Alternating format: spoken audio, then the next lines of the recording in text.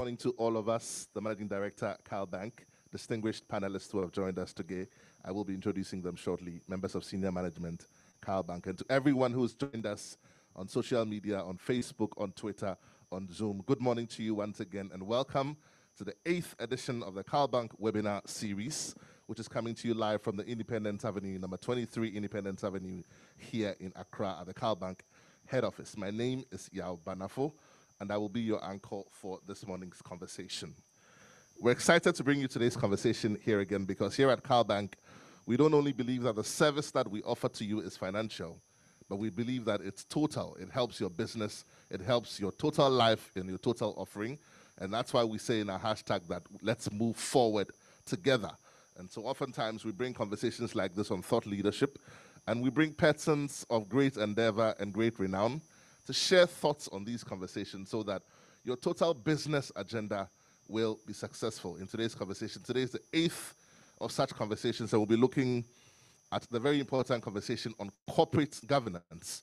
Corporate governance, it sounds like a very technical phrase, but you can break it down and call it, how do you manage your company? How are your systems in place? How is your structure of leadership? How are you leading the agenda or the business plan that you have to deliver the results that you require in your business? You will find that financiers today are not only interested in the interest rates and the returns on equity and the returns on investment, but we're also interested in the process leading up to that, and that's why we bring you this conversation today. We also understand that weak corporate governance by all means does affect your returns and the delivery of your agenda. And so in collaboration with the UKGCC, which is the United Kingdom Ghana Chamber of Commerce, we're bringing you today's conversation to help dissect the conversation on some topical areas in the conversation on corporate governance. We'll be looking at risk and compliance. So what are the regulations that are in place today regarding the conversation on corporate governance? Sustainability. Once you've been able to plug into those things, how do you maintain the momentum? How do you also plug into the sustainability conversation on the Millennium Development Goals and the Sustainability Development Goals as well? And essentially, leadership, we're going to be zeroing in on the conversation on what happens in your boardrooms, what happens in your management teams and all of that. So it promises to be an exciting conversation. We will be starting in earnest. But before we do that, we also need to, by all means, acknowledge the owner of the house and our host for today, which is the Managing Director of CalBank. In the next few minutes, I welcome to the podium Mr. Philip Owiredu, Managing Director at CalBank, to share a few words with us. Yes, sir. Thank you very much, Yao. And good morning to you all, ladies and gentlemen. Those here present and those who have joined us virtually, good morning to everyone. It's a joy to have you all here. This is part of our thought leadership program that we have here as CalBank. As an institution, we deem it fit to have these sort of conversations which borders on how corporates are managed, on how we develop our agenda as a nation. So periodically we pick on topics which we think are very relevant to society, and we have conversations on that. I'm glad to say that in collaboration with the UK Ghana Chamber of Commerce, today we are here to talk about corporate governance. Corporate governance is a very topical issue. Normally when you talk about corporate governance, people do think that, well, you are talking about maybe in our environment, it applies to banks and that applies to maybe the telcos, big institutions. But corporate governance, we can bring it down to the level of even family-owned businesses. How do you ensure that you put in governance structures to ensure that in terms of succession? We all do know of quite a number of businesses in the country which have not lived beyond one generation, and maximum in some cases 2 generations. So this is a topic which would ensure that apart from how companies are managed, how they are strengthened, we need to ensure that companies are also sustained into the future. There's always a very good case for corporate governance.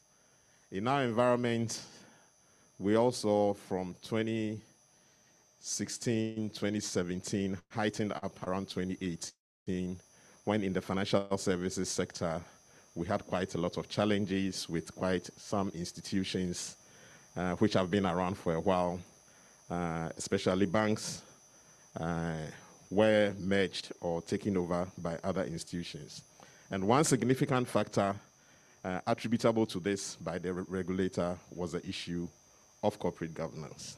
So we all would have to be sure that at the end of the day, we keep corporate governance at the top of the agenda.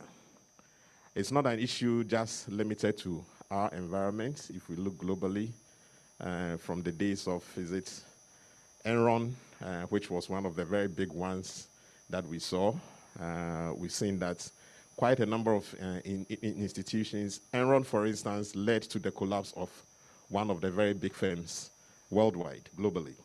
So we see that the issue of corporate governance is key to the growth and sustainability of every institution.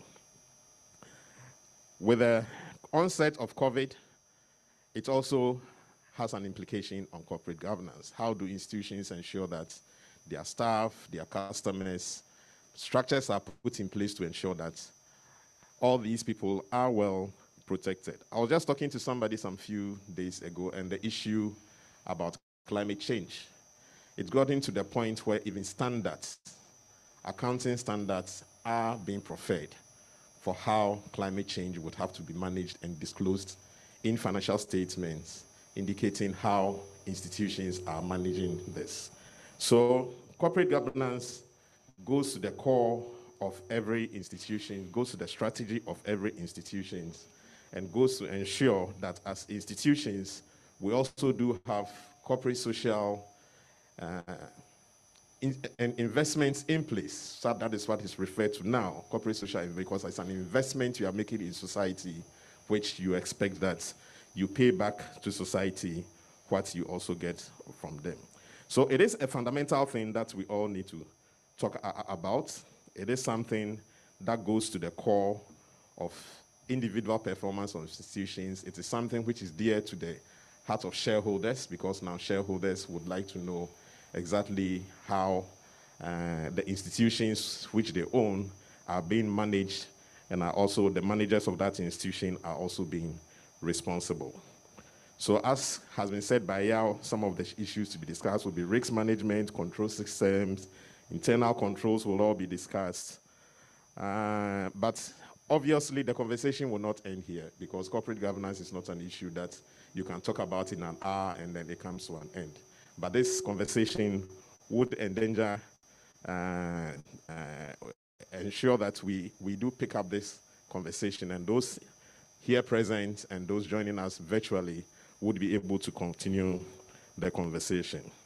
I encourage that we all join in the discussion, especially during the panel discussion, so that at the end of the day, we will be able to have a very fruitful deliberation.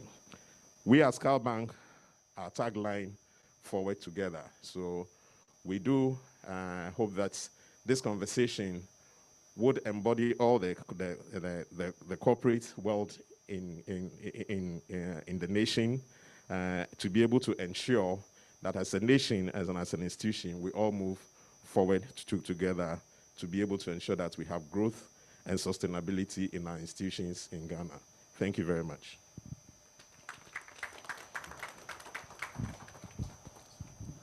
Thank you very much, Mr. Felix Owiredu, Managing Director, CalBank. I think we can appreciate him one more time. Agreeing to host this and even delivering an introductory speech on it is evidence that we're committed as a bank to the conversation on corporate governance. And it draws my attention to one of the taglines which I saw on one of our material this morning. I don't know if the camera can. CalBank, we don't only believe in your dream, but we believe in living every step of that dream. And that just goes to show our commitment to the conversation on corporate governance. Just to also remind us that this program is brought to us in collaboration with the United Kingdom Ghana Chamber of Commerce, UKGCC, because this show is coming to us live on Facebook, on Twitter, and on Zoom. So you can follow this conversation on the UKGCC social media channels, on Facebook, Adjoba, Kyiamah. On LinkedIn, you can also follow them at UKGCC Executive Director. On Twitter, You can follow them on at UKGCC_Accra. On YouTube, you could just follow them on at UK-Ghana Chamber of Commerce. And on Instagram, you can also follow them on at UK_Ghana Chamber of Commerce or at UKGCC_Executive Director. At this point, we'll be taking some introductory comments from our resource persons, just to also sort of introduce the conversation, if you like, and get some understanding of the persons who will be speaking to us today. I mentioned earlier that they are going to be speaking to us and sharing some thoughts with us. The very first person I'd like to introduce is our very own, like we all say, charity begins at home, like we always say. So this is someone who works here at CalBank, who believes very much in the conversation on corporate governance, and this person happens to be a chief risk officer. She's had a plethora of experience and has worked very extensively with KPMG and now with CalBank as chief risk officer. She's responsible for most of the control functions here in CalBank. I welcome to the podium Mrs. Barbara Banson. Thank you, Yao. My managing director had already spoken so much about what happened in the banking sector 2027 onwards. I want to briefly talk about risk management and compliance. But all these failures in the corporate world, had been attributable to failures in the corporate governance practices that organizations are supposed to implement and failed risk management functions. And it's worldwide. It's not just in Ghana. I'll give an example of Deepwater Horizon oil spill. We all remember BP oil. It cost the company about more than $65 billion in cost of cleaning up oil spill and cost of fines and all that. And this is one of the biggest or the largest environmental disaster that America had experienced. Coming back home in Ghana, the banking failures, what happened? It's all about the failures in risk management and corporate governance, which resulted in some banks having their licenses revoked, some mergers here and there, consolidation here and there due to impairment in capital for some of these banks. And then what is the rippling effect of these? We got people going home, no jobs, they had dependents, economic hardships.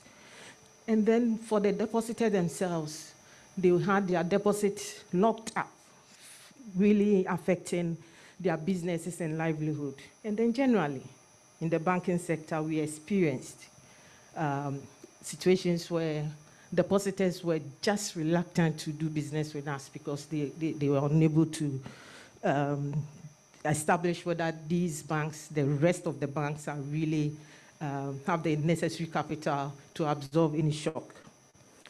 In response to this, the state and then the regulators put in stringent measures to ensure that banks are complying. So we talk about the Companies Act 992, showing or giving provisions on the organizational reforms or framework for both public and then the private sector. Bank of Ghana also came up with the corporate governance directives, which really guides banks in putting in place sound corporate governance practices. We have the Bank of Ghana Fit and Proper Person directives, which gives the criteria for selecting suitable, significant shareholders, directors, and key management personnel. We have the Risk Management Directive, which was launched last year, which gives a guidance as to what risk frameworks and structures banks are supposed to put in place to manage risk, and at the same time, maximize any opportunities that are there for the banks. The SEC also did what they have to do in terms of coming out with codes here and there to manage the capital market. All these things were put in place to ensure that companies or financial institutions have in place sound corporate governance and risk management practices. And the importance of these two, corporate governance, risk management, and compliance, cannot be overemphasized.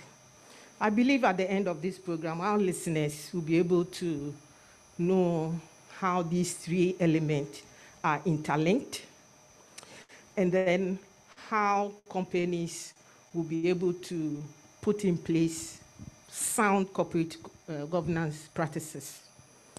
But I must say that if an organization doesn't have sound corporate governance practices, it can be done. It's a flexible way of making sure it's a continuous process. It's not an event that you do once and then you leave it. So it can be gradual. You can pick one aspect, implement, and then always enhance on it. And somebody will ask, is it not costly to do all these things? Yes, it's costly.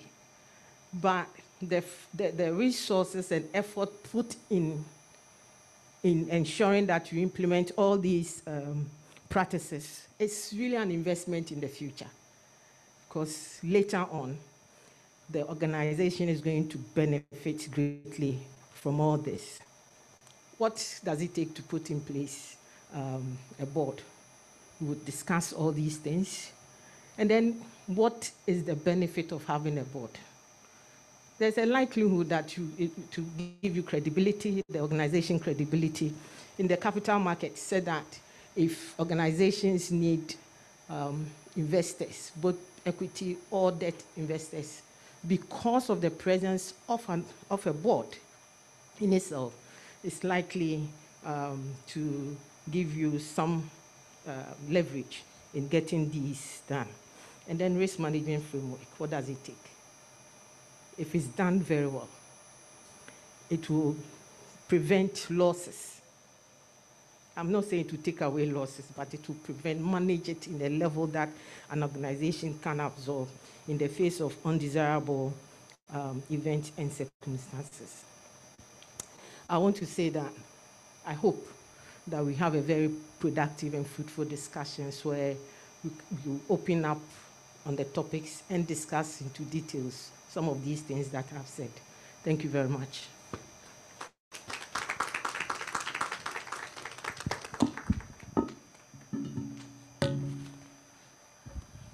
Thank you very much, Barbara. Those were some insightful thoughts to be shared with us.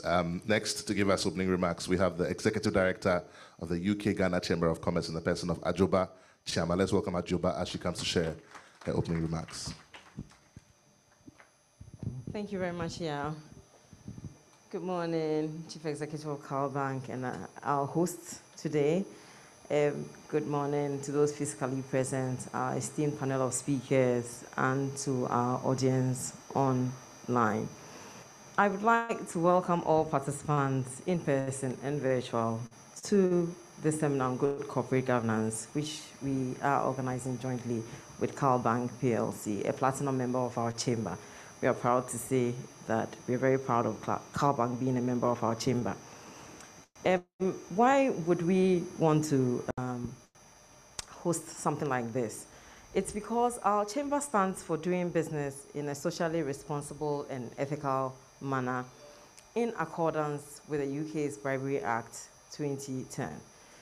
In helping businesses to access both the UK and Ghana's dynamic and buoyant business opportunities, we like to pride ourselves on the fact that we conduct ourselves with the very best of British professionalism, quality and respect, whilst also embracing the utmost in Ghanaian culture and hospitality.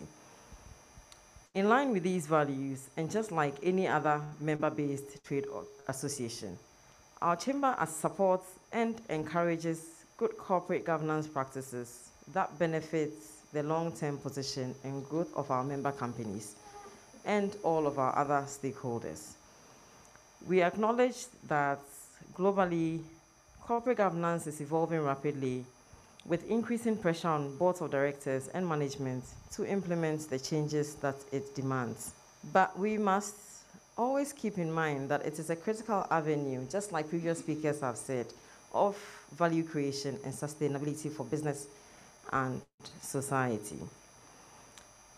And in line with previous speakers as well, the responsibility for promoting and enforcing good corporate governance rests with all economic participants, from regulators to civil society organizations, business groups, and the business community at large.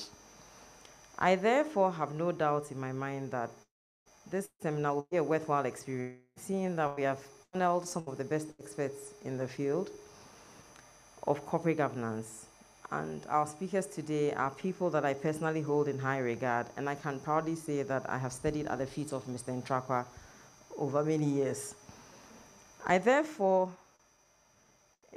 also hope that this seminar will promote mutually beneficial relationships through networking beyond the borders of Ghana, as well as at individual levels, to ensure a wider outreach of knowledge and further increase our pace to stride alongside the rapidly evolving global good corporate governance practices.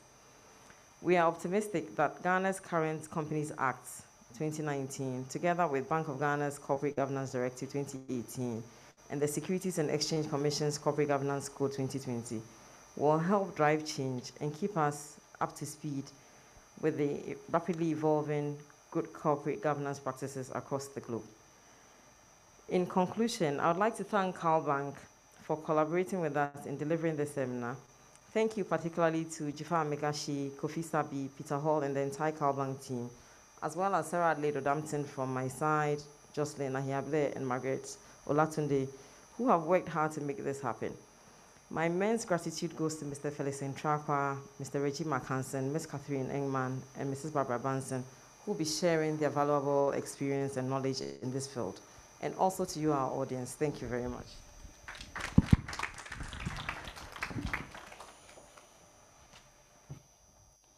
Those were, again, some insightful thoughts from Adjoba. Adjoba, thank you so much for sharing those thoughts with us. I mentioned earlier in my introduction that we had a few other resource persons of renown. And next one I'm going to introduce has the kind of CV that when I grew up, I want to be like him. So he's a consummate HR professional, executive coach with a passion for adaptation of people metrics. He's had over 30 years of corporate experience, out of which 24 has been at management level. He's worked in various institutions, some multinational and others Ghanaian. He has an MSc in strategic human resources from the Trend. He also holds a certificate in organizational consulting and change leadership from Georgetown University in Washington, D.C. He's a certified HR coach, he's a certified coach results coaching ICF, a certified ICF facilitator also with the TRG Washington, D.C., and is also a certified predictive index behavioral analyst. Wow. I don't know what that means, but it sounds very complex. My next resource person for today's conversation is the person of Mr. Reginald Mark-Hansen. Reggie, give us your introductory comments. Okay, it looks like I'm the first not to be very digital, right? Everyone came up here and read from a tablet or something electronic, right? And I've decided to go the old school. Maybe I have an excuse. My tablet packed up on me at the very last minute. So we had to always deal with the most reliable one, right? Yes, managing the risk, right? So good morning, afternoon, and evening to all who, due to the power of technology, may be listening outside the shores of Ghana. I'm happy to be a panelist on this growing area of corporate governance, specifically in the area of sustainability. And as previous speakers have said, I'm looking forward to a really interactive session. The only way we can all benefit is when we are able to sort of trade ideas. Even though we've been labeled as experts, I believe we do not hold bastion of knowledge. It's not a sole preserve, and collectively we should be able to share and learn from each other. So I look forward to that. So now let me get into the meat of stuff. In a survey measuring what Ghanaians need most from their governments by Maverick, an Accra-based private research firm, reveals that a whopping 70% of respondents identified jobs as the most need from the government, compared to the needs in accommodation, which was about 8% from the respondents, hospitals around 4%, roads and railways around 12%. Similarly, in the US, a survey of 4,000 Americans on what issues they believe US companies should prioritize most. The top priorities of corporations, according to the respondents, should be paying a fair wage, acting ethically at the leadership level, paying a living wage, providing benefits and work-life balance, providing equal opportunity, and making beneficial products. Beneficial products. What does this tell us in the Ghanaian and US example? It tells us that there's an expectation. It conveys the need for the creation of jobs, but specifically in the Ghanaian situation, which leads to the question, any type of job? Jobs that abuse the dignity of labor, jobs that destroy the environment, example, the actions of unregulated small-scale mining, which we have experienced in our part of the world, and its impact on water sources and possible dislocation of communities. Those are deep questions. It is said that the source of the Syrian uprising was a consequence of rural folks being forced out by the Anthropocene, that is the current geological age, viewed as a period during which human activity has been the dominant influence on climate and the environment. The above need to create jobs by businesses and related questions throws businesses into the fray, whether they like it or not, bringing into context two focus areas which helps define corporate sustainability. These are, one, the effect a business has on the environment, and two, the effect a business has on society, with the goal of sustainable practice being to have a positive impact on at least one of these areas. Our own, the late Kofi Annan, recognizing the fragility of globalization in a 1999 speech at the World Economic Forum at Davos, called on business leaders to partner with the UN and its agencies in laying the foundation for a new economic order.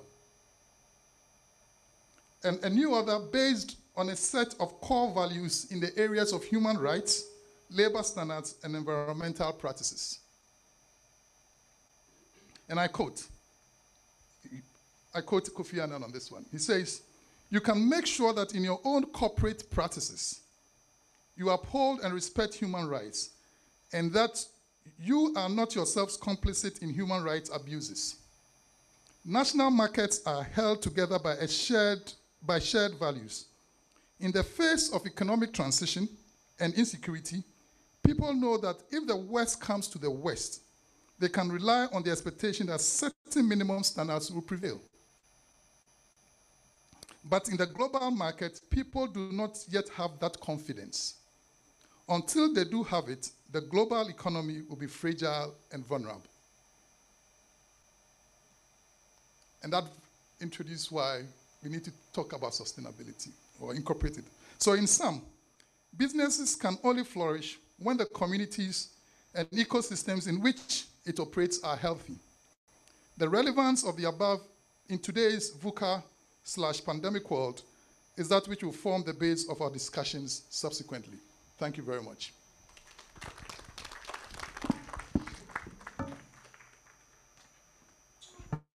Thank you very much, Reggie. Again, very insightful thoughts there. Our next resource person for our conversation today is in the person of Catherine Engmann from Sirdar Ghana. Catherine is the head of Sirdar Ghana Limited, Africa's leader in the boardroom. And joining Sirdar Ghana Limited in June 2019, Catherine was the managing director and founder of Platinum Corporate Solutions, a corporate governance advisory firm. She's also worked with the International Finance Corporation as a local governance lead. She's got over 2 decades of experience in the area of corporate governance. Catherine helps boards build boardroom cultures and businesses so that they can thrive in the businesses that they do. She's also a certified John Maxwell team trainer, and she comes to this conversation with a wealth of experience. Catherine, you're welcome to the podium. Thank you very much, Yao. Wow, good morning, everyone. And thank you to CalBank and to the UKGCC for having me here. Now, corporate governance is such a hot topic, both locally and internationally. And as we've heard earlier, we've witnessed so many corporate failures. So what went wrong? Because many of these companies had boards. And there's an Akan proverb that says, if a fish is going to rot, it's going to rot from the head. So what went wrong? Where were the boards? I remember one evening early on in my new practice when I'd just started my business, and I'd received this phone call from a very agitated founder of a company. And he says, Madam, we need to fire the board. Now, tomorrow, I want you to fire the board. I said, what have they done wrong? Madam, they're not working. Okay, so if the board is working, how would you know? They're just not working. I need them to work. They need to come downstairs and go and see what the people are doing. And they need to ask the managers questions, make sure people are not stealing. I was like, okay, that's fine. But here's what it is. He hadn't set his expectations. And the board comprised of a prophet, a retired government civil servant, a retired army officer, a retired university professor, and a CEO. Needless to say, he didn't have the courage to actually follow through with this because he needed to have the conversation and he didn't want to risk not being liked. So the board stopped meeting regularly and the company failed. What could he have done better? I'll leave that and I'll share that in my presentation. Thank you.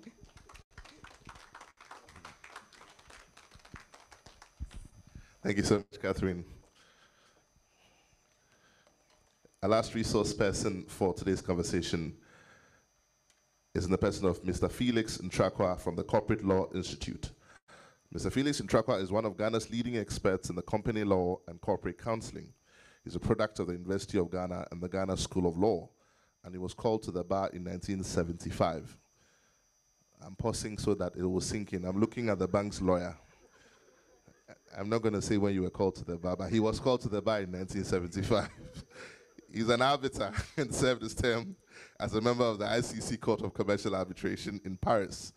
He's a former assistant registrar of companies and was a member of the Committee of Experts on Business Law Reform, whose first product in Companies Bill, now Companies Act 2019, Act 992. The guy wrote the act, man. He has considerable experience in the boardroom and is now serving as the director of a number of companies, including Ghana Commercial Bank, NTHC Limited, Exim Guarantee, and he's had many, many years of experience. He's currently the board chairman for Financial Investments Trust at Bank of Ghana and the Royal Senchi, among others. He's a director of State Interests and Governance Authority, SIGA, and a chairman of its governance committee. He's also a senior fellow of litigation for the Council of America. When I grow up, I want to be like you, sir. He's a founder of the Corporate Law Institute, which trains executive directors, lawyers, and other professionals in the corporate governance arena. And he's also currently a senior lecturer in company and commercial law practice at the Ghana School of Law.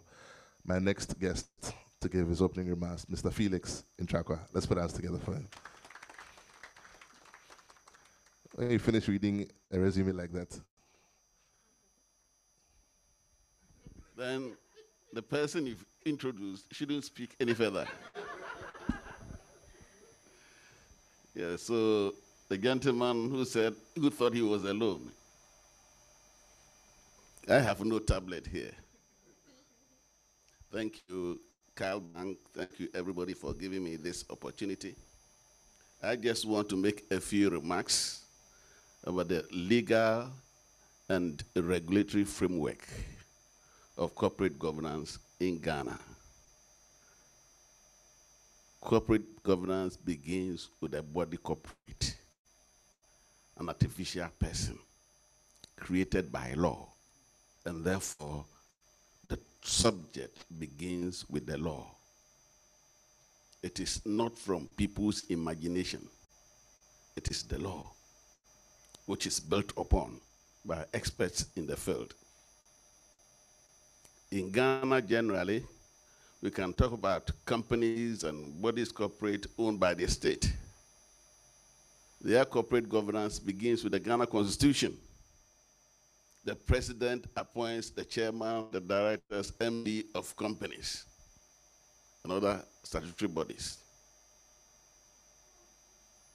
The Constitution does not allow one person to hold the position of chairman and chief executive, with the exception of the governor of the Bank of Ghana. These state-owned entities are governed by other laws, but all companies are governed by the Companies Act. If directors were to take the trouble to find out exactly what the duties of directors are and go by these duties, about 75% of the trouble, the work, will be done. Most directors do not appreciate exactly what their duties are. We have other industry-specific laws which govern specific industries, like the banks. They have their law. And as the other speaker mentioned, there are also guidelines from relevant agencies. And then you have board charters, very current in Ghana, which end up being a summary of provisions of some aspects of the Companies Act. Codes of conduct. What we don't have is something that controls the human being in the boardroom. We've never been able to regulate that. No matter what papers you have, when people get into the boardroom, it's a different matter. Fighting against the conscience, fighting against the law, fighting against bad practices, and deciding that sometimes to hell with the law, to hell with my conscience, I vote this particular way. That is also part of our problem. So in course of time, I think we'll come across some of these experiences and we can discuss. So in sum, let me choose SMEs. It's the Companies Act. Specific industry corporate guidelines, like say the banks. Code of conduct. Check. Most companies in Ghana do not have anything to regulate boardroom practices. Nothing. So what you learned in secondary school is what you say. Or if you're an old boy of a school or you go for school meetings, what you do is what you say in the boardroom. We have a lot to learn. Thank you.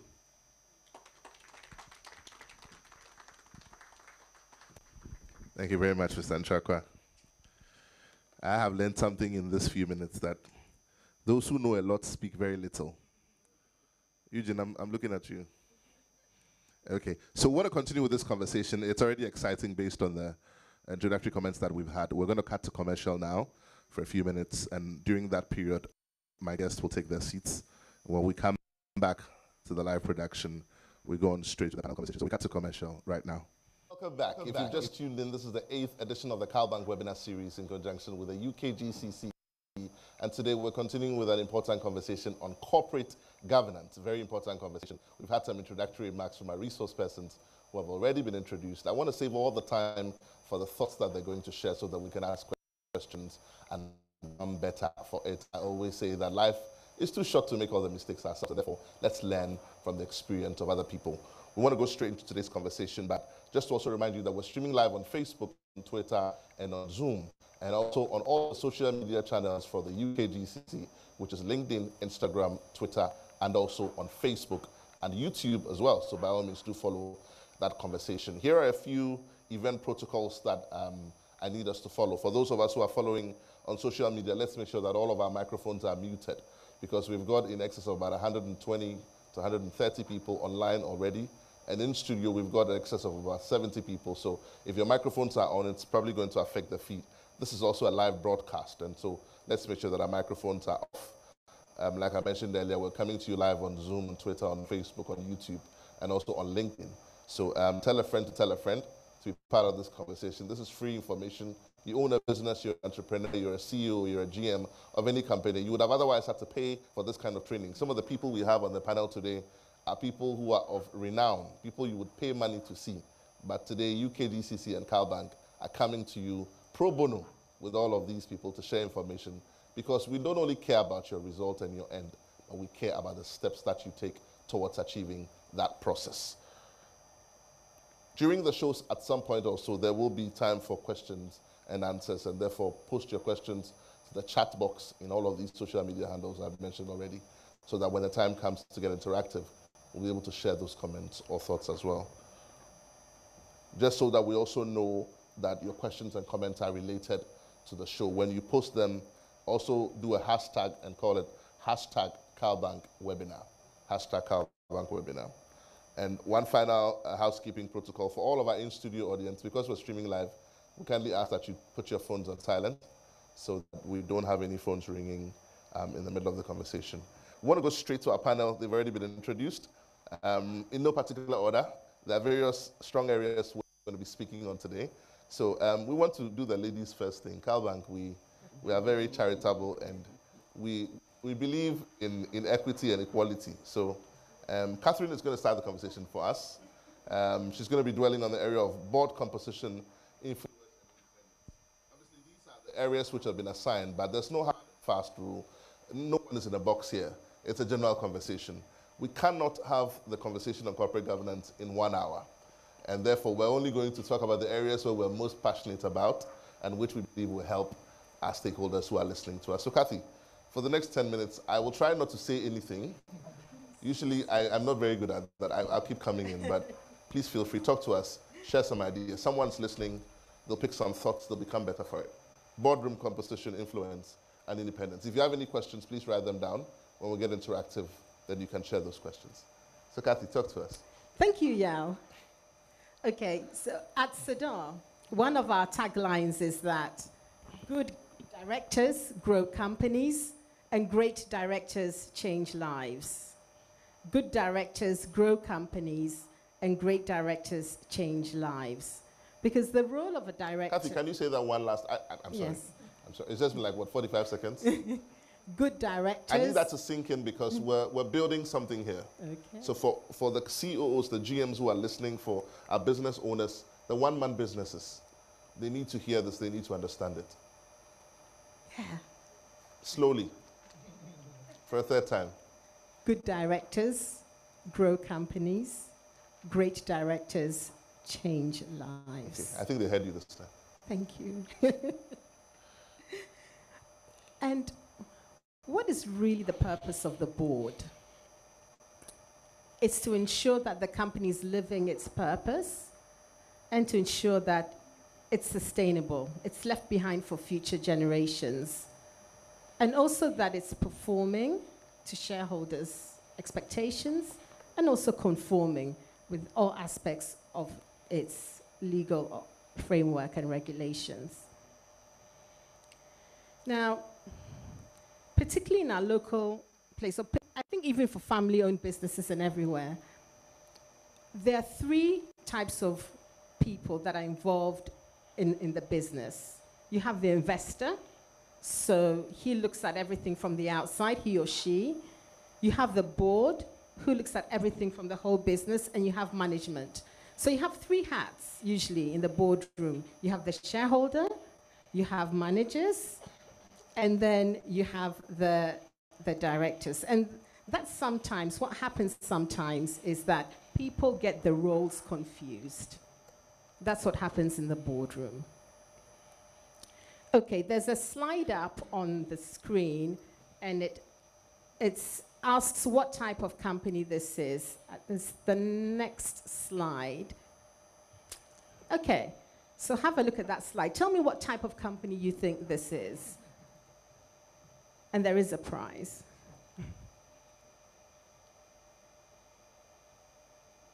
So this is the Finance and Risk Committee of a company. What type of company do you think this is? Any answers? Wild guess. Okay, entertainment company. Entertainment. Okay, anyone else? Sir, I'll ask you. Oh, he knows it. This is the Finance and Risk Committee of Lehman Brothers.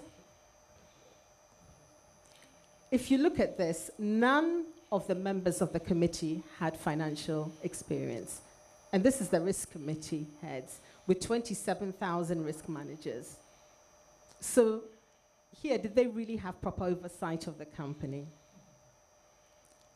So when thinking about building a board, I like to say, look at it from the outside in and from the inside out. So outside in questions, for example, are, what the different types of directors we need, who's going to be good, what type of person should we be aiming for. But most importantly is the inside out, because I have an expression that actually corporate governance doesn't work. Yeah, I'm sorry. Corporate governance doesn't work. I'm so polarizing. What is most important is the values of the leaders in the boardroom. So you can have all the right governance frameworks, the right processes, but if the values of the leaders are not aligned, then corporate governance doesn't work. So in terms of balancing the board, you need to look at the values of the person, of the board member, their core skills, and the assessments you can do to do that. Not just the core skills, but also what specialist skills do they have? Do you need that legal experience? Do you need them to work in a telecoms company? And diversity. Diversity is not just about diversity of gender or tribe. It's diversity of thought. You need different people around the table because guess what? If you're all the same, you will still get the same things. Nothing different will ever happen. And lastly, also looking at the personal profile of that person. And I don't mean like the celebrity status. What I mean here is the natural energy. Everyone has a different type of natural energy. I was Frances, right? Barbara, sorry. I was telling Barbara earlier that when it comes to the risk management reports in the boardroom, I confess, half the time I'm like, oh my gosh, this thing, honestly, I struggle to pay attention. But when it comes to the people issues or the strategy, I get really, really excited. That's where my energy goes. And the truth is that I'm just a natural people person. So in the boardroom, you've got to make sure that people are balanced, and not just in terms of profession, but in terms of natural energy. So you have someone looking at all aspects of the organization. And lastly, I'd just like to talk about the actual specific types of directors. Your independence. Having that independence and having that diversity of thought is so critical, because we actually run an annual director survey, and what we found is that the boards without independence were less likely to report an increase of EBITDA, and we've actually got that data available for you to look at if you need it. And so I'll leave it there, and I'll invite questions, and we'll take it from there. Okay. Thank you. All right. Some very good points there made and shared about the energies and the composition of boards. The questions we should be asking ourselves now is that if we own any companies, what is the composition of our board? Let me ask this question, and just a quick reaction. Reggie, would you say that most of your experience here with companies in Ghana, when it comes to constitution of boards, primarily go to competencies, technical competencies, other than the non-technical competencies? And that's what I hear when I hear Kathy talk, that we should look not just at the technical competencies, but also at the other areas. I don't have a phrase for them if anybody wants to help. But the softer skills. But do you think that what pertains today in the corporate arena in Ghana when it comes to constitution of boards? I mean, I would say that it's a mix, but sort of slightly skewed towards the technical sort of experiences that or competencies that people might have gathered over the years. And that's what people tend to look at or look out for. And what actually, which Felix alluded to, around how these individuals come together to work together, is that which we do not do very well in testing for it. Right, and Felix did indicate that he's yet to come across a process that really helps determine how people will show up. And I think that is one area that there is a gap, and that is where we need to focus our energies. And Catherine here now talks about how do we make sure that we build the right culture within the boardroom by focusing on the values. But before we get to do the values, just as we do assessments when we bring in senior executives, why don't we do same psychometric, psychological testing, defining the kind of behaviors aligned to the values of the organization before bringing in people? And you asked about what does the behavioral analysts do? That is part of the equation. So I found a way to answer you. Right. Kathy, I think you wanted a quick reaction there. And we also help companies appoint boards, directors. And one thing we do is we do these assessments. We help companies with these assessments as well. So we can pretty much help them with the description and the type of energy, because a company at each stage of its evolution requires a different type of director. So, for example, a startup director may not necessarily suit a company which has been in existence for a long period of time and is very well involved. So you also have to look at those aspects as well. I have another question for you, but I noticed that Mr. Ntrakwah was nodding when Reggie was making his point. Perhaps a few comments from you, sir.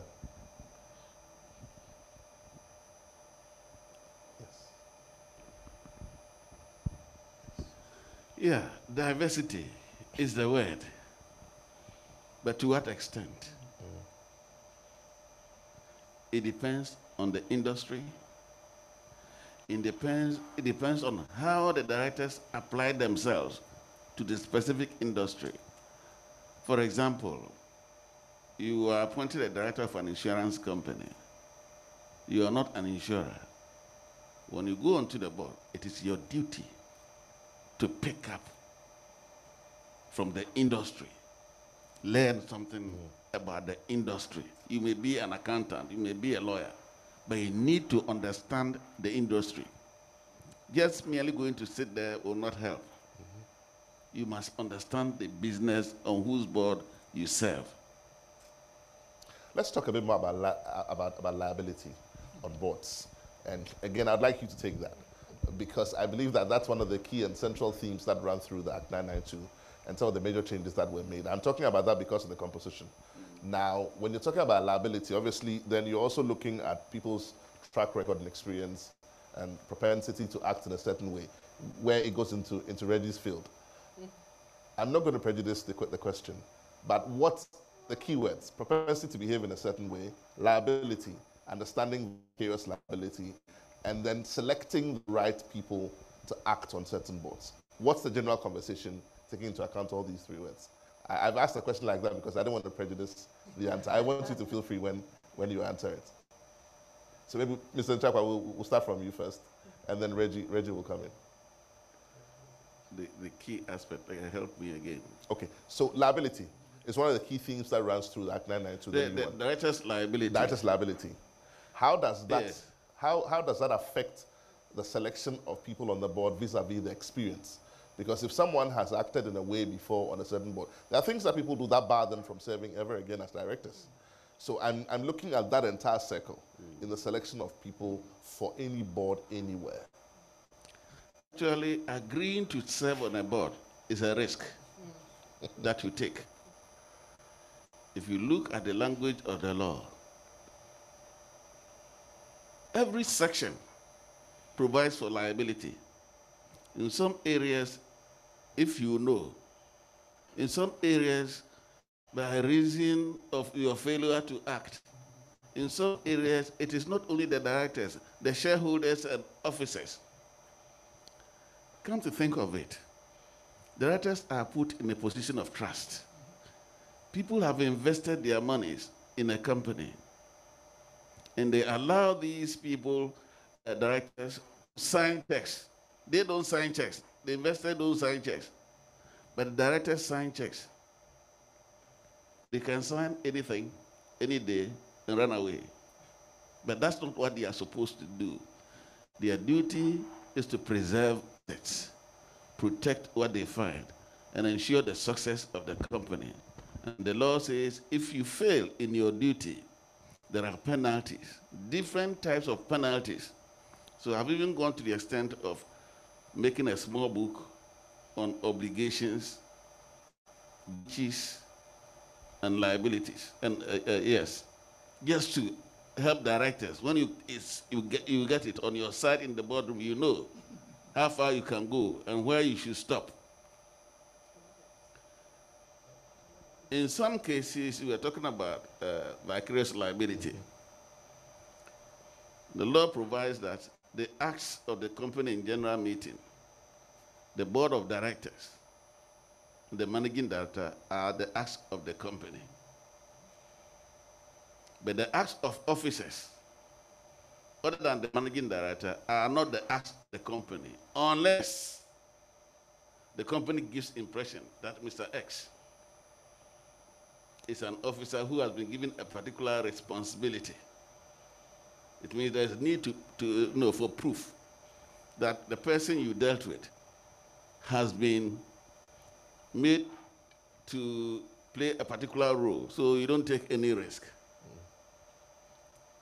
So the company is criminally and civilly liable when the board acts, when the shareholders in general meeting act, and when the managing director acts.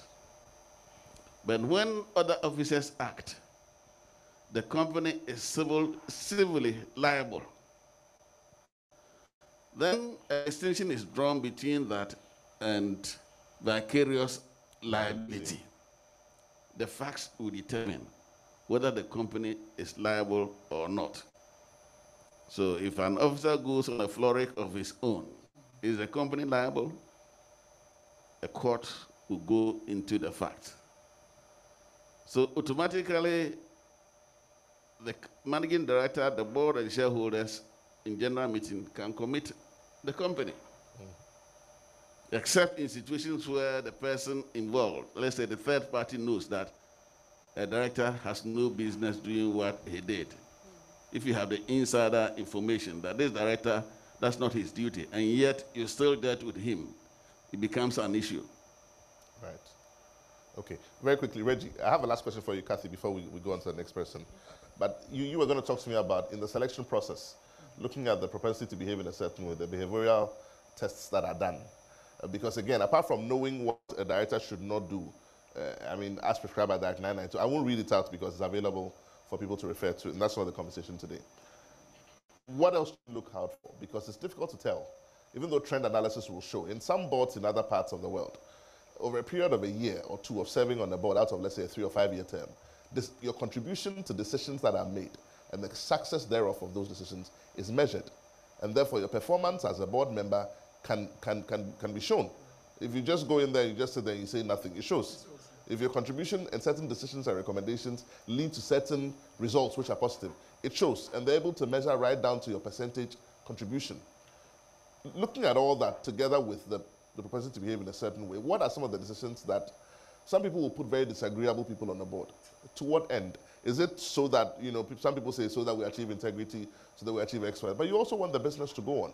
So looking at all those contributory factors, what would you as a behavioral person look at when you are recommending selection for a board at that level? Yeah, I think, Felix did indicate something very, very clear. And one of the key things is that you are there to protect the assets of the organization. So that primarily cuts through it, right? So that really sort of gives you your mandate to operate and operate within the given laws, guidelines, and everything that's been provided. So that is fundamental. But in addition to that, I would say that from our own experience, one of the key areas that we need to be looking into is around the onboarding process. Because most of the time, there's a lot of assumption that once a Philip has been around, he knows. And he's thrown in there, and the assumption is that he understands the business and can then do what is supposed to be done. But every boardroom has its own character and characteristics. What is supposed to be done, what is not supposed to be done, how we go about things, and all these things need to be sort of clearly defined. And then obviously one last one is around, talk about diversity, but then the inclusion. How do you build a culture of inclusion such that people can bring their best self to the scene? Particularly, a trait or a characteristic around courage, which in today's Ghana is something that is lacking. The courage to voice out, to be different, and to say this is not right. So those are the points that I think I'll add to the exposition granted by... Right. My final question, Kathy, to you, and then we move on to Barbara. When you started your presentation, you made a very famous statement about good directors getting great results and great directors changing lives. And I'm asking this question on behalf of all my business owners who have borrowed from the bank at X percent, I was going to say X percent interest rate, and they're the beginning stages of their business and they're struggling. They're getting calls from the bank every day. And they're not seeing light at the end of the tunnel. They've got to pay salaries, they've got overheads to pay and all of that. And you're talking about changing lives. People go into business for different reasons. People go into business, some to fix problems, some to be a solution to others. Most people go into business to make money. Why should I, as a business owner, and by extension, as a member of my board, or my board members who may happen to be people I know, be concerned about, if you want to change your life, go to church. Why should a business owner be concerned about changing lives? And the second part of that question is, which of the approaches yields better results? A company who thinks about changing lives of their people, or a company who thinks about getting results? And I'm asking this direct, if you can look at the camera while you speak, because I want my people to. Okay, I'm going to answer the second question first. Sure, go ahead. Okay, so the second question was, which companies thrive better? Companies that think about themselves or companies that really look at changing lives? I don't know if you've heard of this concept of the firms of endearment. And it tracked these companies that were deemed to be companies that really took first of all, employees first, and then the society. And the share price was tracked over a period. And these firms of endearment outperformed the good to greats. I can't remember the percentage. So by good to greats, I mean the Jim Collins's, those in the Jim Collins book, and I can't remember the exact percentage. So it's my belief that when you set up an enterprise and you think about the people, or you think about changing lives, actually your business does perform better. And I believe it's a spiritual law. But that's why bringing spirituality into business. And the first point is, why should you think about impacting lives?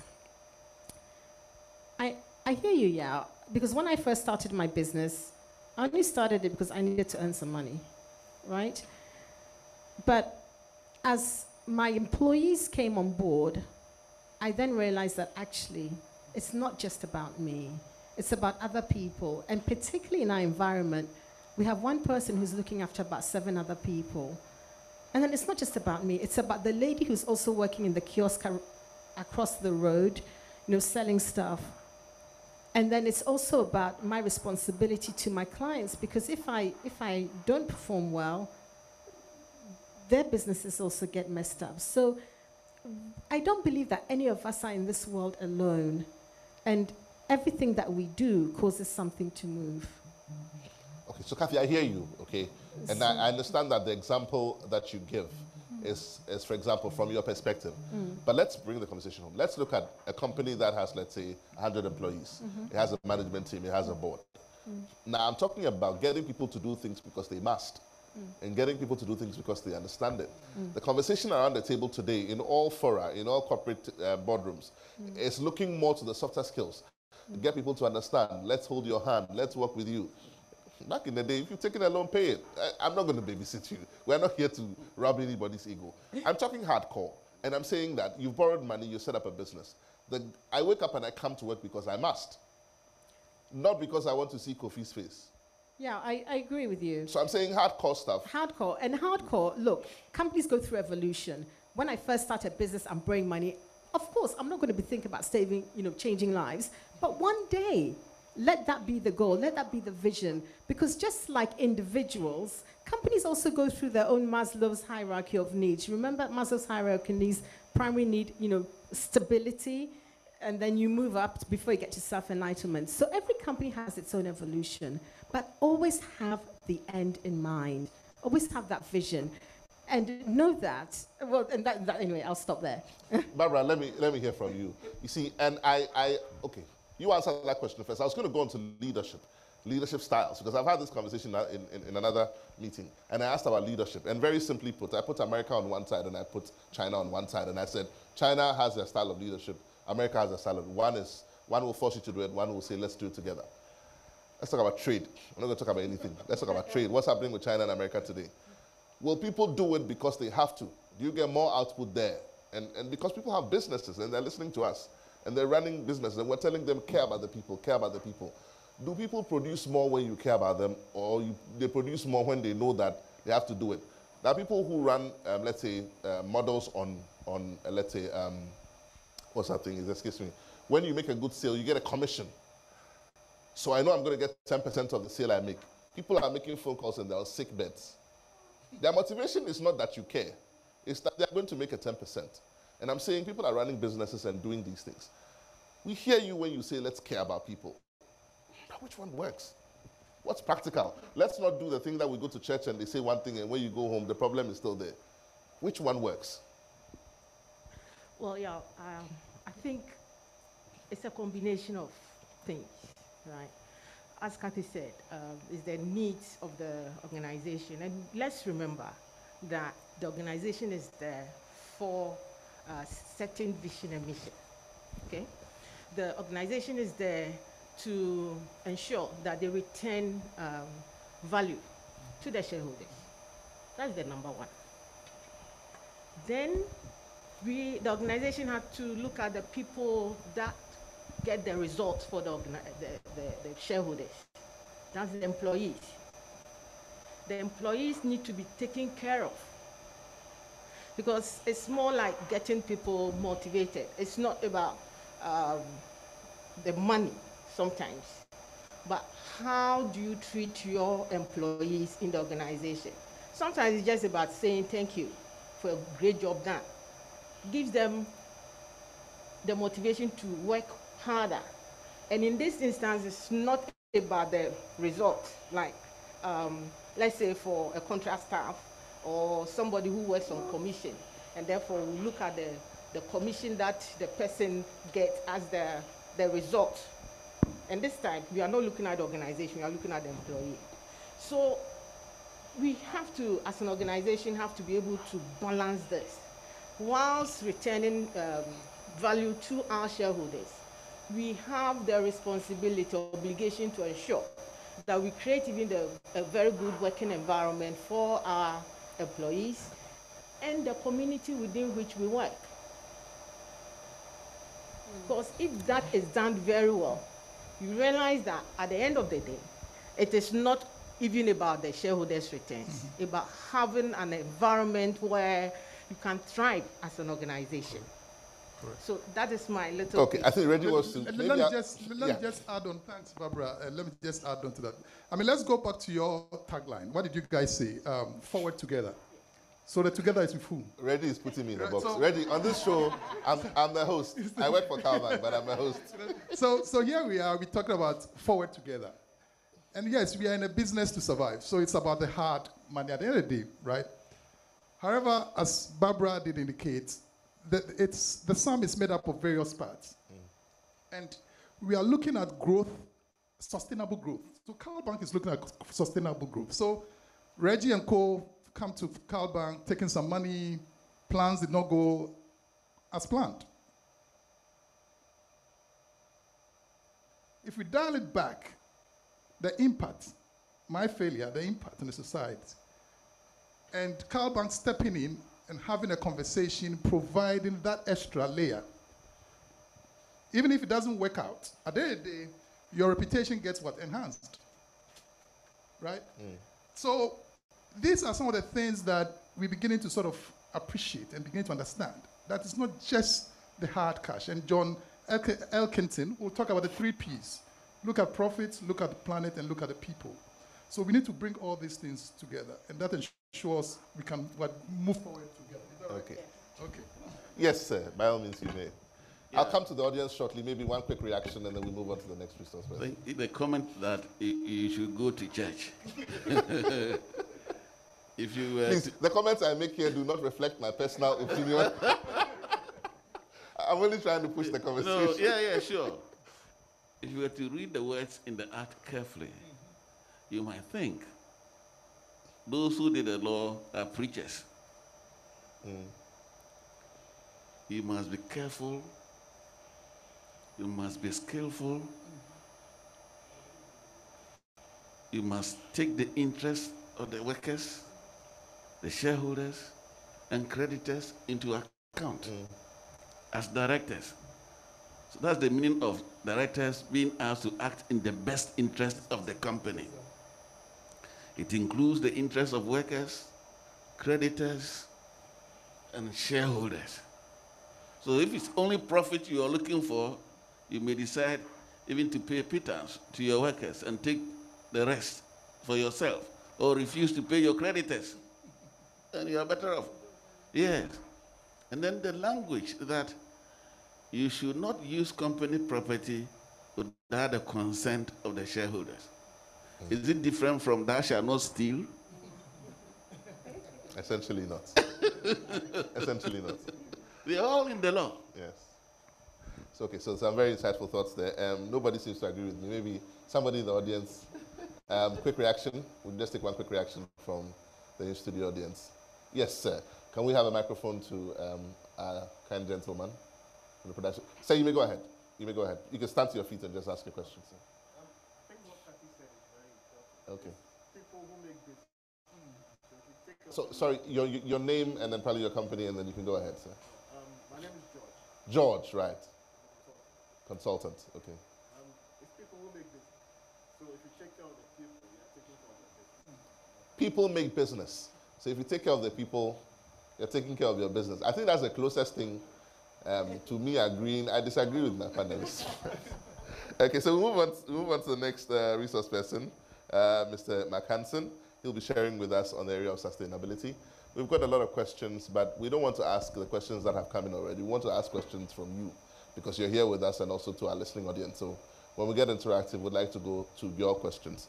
Reggie will now take us through a conversation on sustainability. Reggie, if you will. All right. So once again, thank you very much, Yao. I'm just going to do something that I had not planned, but let me see how it goes. I'm going to start from an area that to sort of borrow from Kati, trying to be a bit controversial.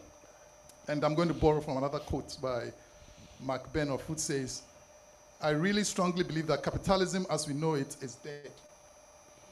That we are going to see a new kind of capitalism, and that new kind of capitalism that's going to emerge is not the Milton Friedman capitalism that's just about making money. Right. Just hold that thought for a minute. For those who are joining us on social media, these slides are being streamed live as well. So if you want to make notes, by all means, you can make notes. If you're also in here, you want to follow on social media, just turn your sound off. But you can also make notes and plug into those. Twitter, on Facebook, on Zoom, and also on the UKGCC social media channels, LinkedIn, on Twitter, on Facebook, and on YouTube as well.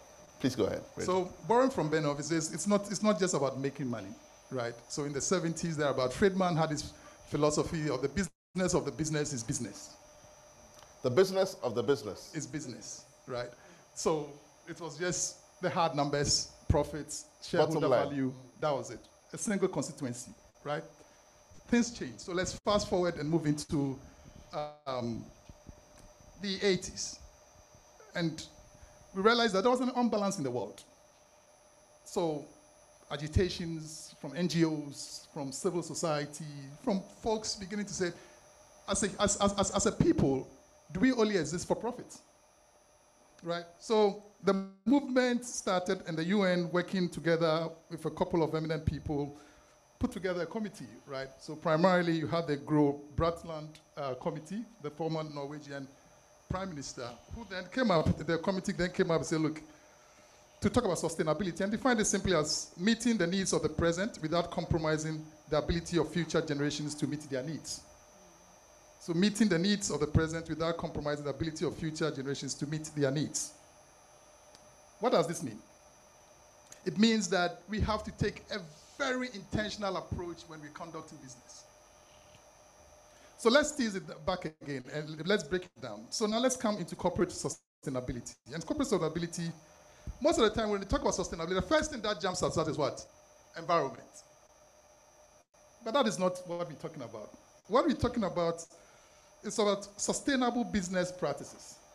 Businesses exist to impact the environment within which they operate, right? Through whatever products, services, and things that they come up, engagement with suppliers, employees, all the communities that they operate in. So it's established. And then, secondly, as I spoke earlier about, it's also the effect a business has on society with the goal of sustainable practice. So there are two things that hold everything together. For any business to produce a product or a service, there are three pillars it touches on: economic sustainability, environmental sustainability, and social sustainability. So simply put, what is economic sustainability?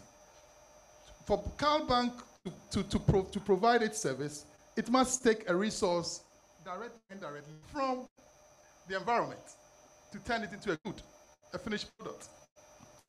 This taking may be taking a resource that is either exhaustible or inexhaustible. So that is one. When you turn it around and you also move into the area of, say, environmental sustainability, simply it's talking about the life support systems. How are we ensuring that in generating value, we are not destroying the environment that we have? And then last but not least, it's looking at the human system. We just talk about the social sustainability areas, the humans, us. So these are the three pillars that has to be dialed in whenever we are sort of embarking upon sustainability. Having said that, this might sound or seem a bit high level. What is the idea in practice? And I like it when you talked a bit about purpose. So let's take MTN as a case study. Unfortunately, I did not find anything on CalBank, so I had to look out and I found something on MTN. And MTN being an African organization, I felt that there was a connection. So I decided to look at that. MTN primarily has said, okay, sustainability matters, but we are not just paying lip service to it. So in their belief statement, what do they say? Everyone deserves the benefit of a modern, connected life. And when you reflect on it, everyone deserves what? The benefits of a modern, connected life. So a belief or a purpose, a clear mission has been stated, which is very fundamental to their values, and it drives the way they do things. So in so doing, what have they done? They've gone back to the 17 SDGs. There's a Sustainable Development Goals, and identified 9 out of these. They've identified 9 out of these. And they've categorized them in 4 big buckets, namely eco-responsibility, sustainable societies, sound governance, and economic value. So they've put them in 4 big buckets. So they've mapped it nicely. So here's a board which says, we want to connect people, but in so doing, it's not just in words, it's part of our strategy. And we've even gone further to map it onto the 17, taking 9 out of the 17 SDGs to make it real. So now they've set targets. So in the area of eco-responsibility, for example, they're saying that 1,330 rural sites powered by solar and growing. So then what does it mean for an MTN? What do they have to do to make this happen? Sustainable societies, a 32.9% reduction in average data tariff. Because the belief here says everyone deserves the benefits of a modern connected life. So we want to make the cost of that transaction, of that experience, right? So there's that connection, and they are working it, and they are being measured. Then it goes on further to say, under sound governance, it says 79% increase in reputation and trust with our priority stakeholders. So once again, they are involving the priority stakeholders, seeking their views, and making sure that they are being measured as to that which they've sort of committed themselves to. it's not just saying it, but doing it. And lastly, on the economic value, they're saying that, look, we're going through our operations, our operating companies will contribute around $2 billion in taxes to the countries or to the governments where they operate. And through that, it helps but generate further value within the system. So this is what they've done. But the last bit which ties it up nicely comes under what the board has directed and is holding the CEO responsible for. So the CEO, in his report, clearly cites how he's been measured. And he says, in support of our ESG commitments, 10% sustainability and ESG weighting to my short-term key performance indicators. This will reinforce the implementation of our Good Together initiatives and the integration of ESG at the core of our business as planned and approved by the board. Alignment. So you're not saying something and doing alignment. So here's a CEO who knows that on his scorecard, he's being measured to deliver this. So these are some of the things from an MTA. But now let's quickly look at the challenges and I'll end there. So some of the challenges in implementing ESGs. And let's take it in our own market. What are some? Because I had a chat with a couple of directors of small and medium-sized companies prior to this event. And when I raised a point around sustainability, one of them told me, Reggie, Charlie, this one, don't talk about it, Charlie. We are dealing with bread and butter issues around board charter, structures, and those things, and understanding our constitution and things like that. You are going to talk about sustainability. We know about it, but Charlie, we don't talk about it. We are not there yet. We are not there yet. Right. So, so those are some of the challenges, because for them, they are dealing with table stakes of elementary issues, right? Then there's also the question around the economic trade-offs. Because like you said, Barbara said, it comes at a cost, but it's a good cost. So if our interest and if we had a very vibrant stock exchange, and you have analysts on the Accra Bulbs looking at how well your company is performing, and Philip is being measured every minute by that, then the question is, what do I do? Do I go for the long term or do I go for the short term? Mm-hmm. So that's also another challenge. And then also, in our minds, particularly when you start companies with some practices and things like that, you ask yourself, oh, I've done this all these years. Now, why do I need to bring this one? What crowd would this thing do for me? And that introduces the element of diversity and inclusion. And when you look at some of our boards and the way the boards are structured, people come in with, most of the time we take those who we know and close to us.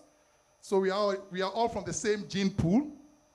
And that lack of diversity then sort of limits the ability of such new thoughts to really percolate and take root. And last but not least, is also at least determining the focus area. Should it be carbon emissions? Should it be child labor? Should it be water management? Should it be renewables versus fossils? And if so, what is even the impact from my own little operation on the larger good or society?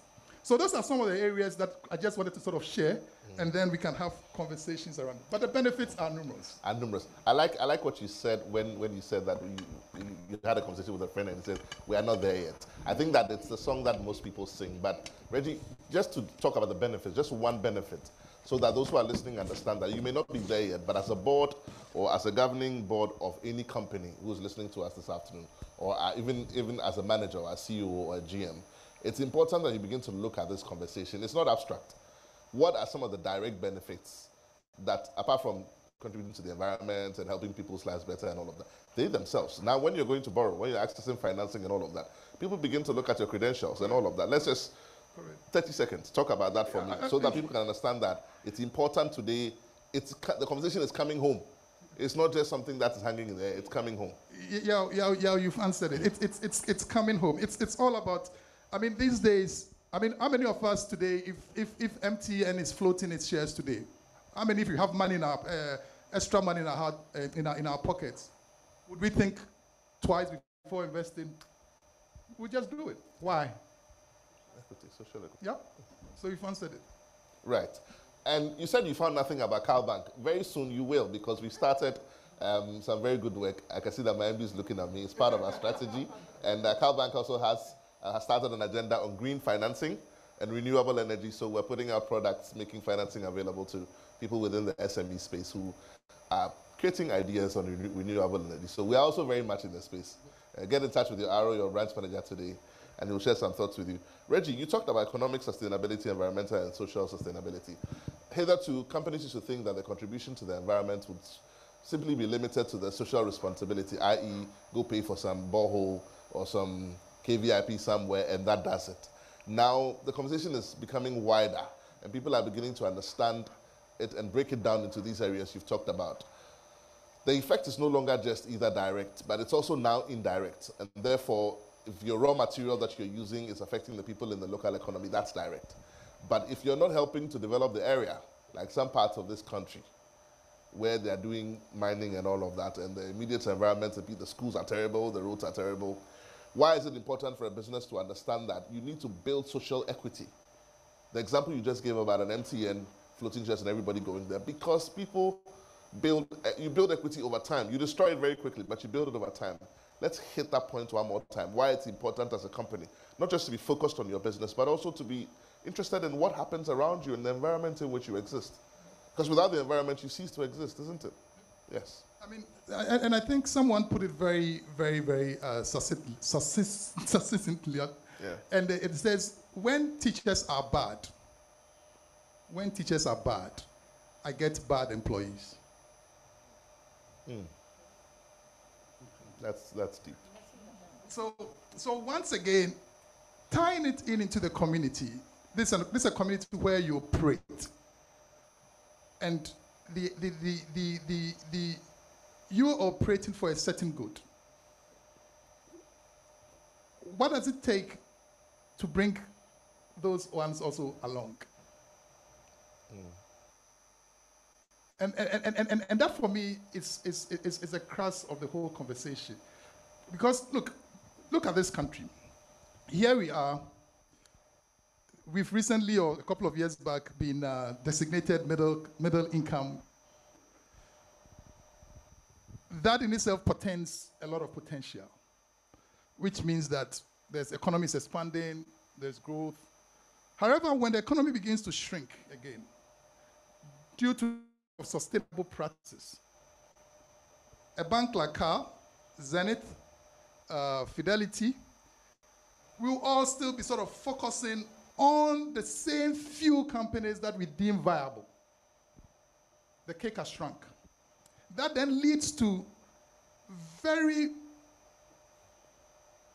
unrewarding or behaviors that are not supposed to be, because people, in trying to meet their targets, will begin to behave in unethical ways to get what is required, because it's become tight.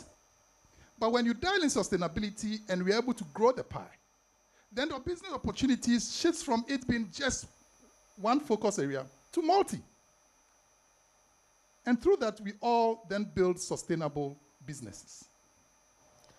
Barbara, when we talk about sustainability, I mean, you are responsible for sustainability here. It'll be good to get some thoughts from you as well. But closely linked with the conversation on sustainability is also the reverse, which is that where people are being irresponsible with their behavior, directly affecting the environment, then it goes to affect all of us. And therefore, there must be an element of compliance to a certain guideline. In the finance industry, the BOD is very strict about this and has put in place guidelines, breach of which is an interesting conversation. Just share some thoughts with us. Okay, so, and speak directly to the business owners and SMEs who are listening to us. Okay, so let me first pick on the Bank of Ghana sustainability principles that were given to banks to implement. Yes, it's another way of managing risk, right?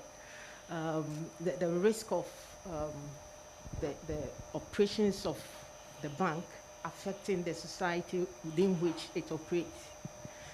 Then we look at the internal operations too, because the sustainability banking principles is not just about the external, it's about the internal too. whilst we are giving funds to our customers, we have to make sure that the funds are going to sustain them for a long time. They are doing things that will not hurt the environment, so we check whether they have permits to even operate within the society they find themselves in. So it's a very good practice. But Bank of Ghana, knowing that this is a new area for most of the banks, I should say, in Ghana, has given us some leeway to start putting in processes and procedure structures to making sure that by the end of the period that they've given to us, everybody in the financial sector would have complied. Then we have one standard for everybody to work within, right? So sustainability, as Reggie said, is very key. It's very, very key. In CalBank, we have to, like you said, we started something. We put in certain structures, we are doing training, we are trying as much as possible to enhance our, the posture when it comes to our customers, the customers that we deal with. Like this webinar with the UG. I'm telling you, like UKGCC? this one. Yes, it's very insightful for companies to look at it, because yes, Bank of Ghana had given it to the financial sector, but there are certain lessons that the other organizations too can learn. And as I mentioned earlier on, it's a gradual process. You have to find the area that you are comfortable with, that you can easily implement within the organization. So, yes, it's good that we are having this conversation now, and I would just want to request that organization, the board, for instance, should look at it. Because let me just ask this. Yeah, go ahead. Sorry, it should be driven by the board from that level. Otherwise, the lower level cannot do anything. It's the tone at the top. The tone at the top.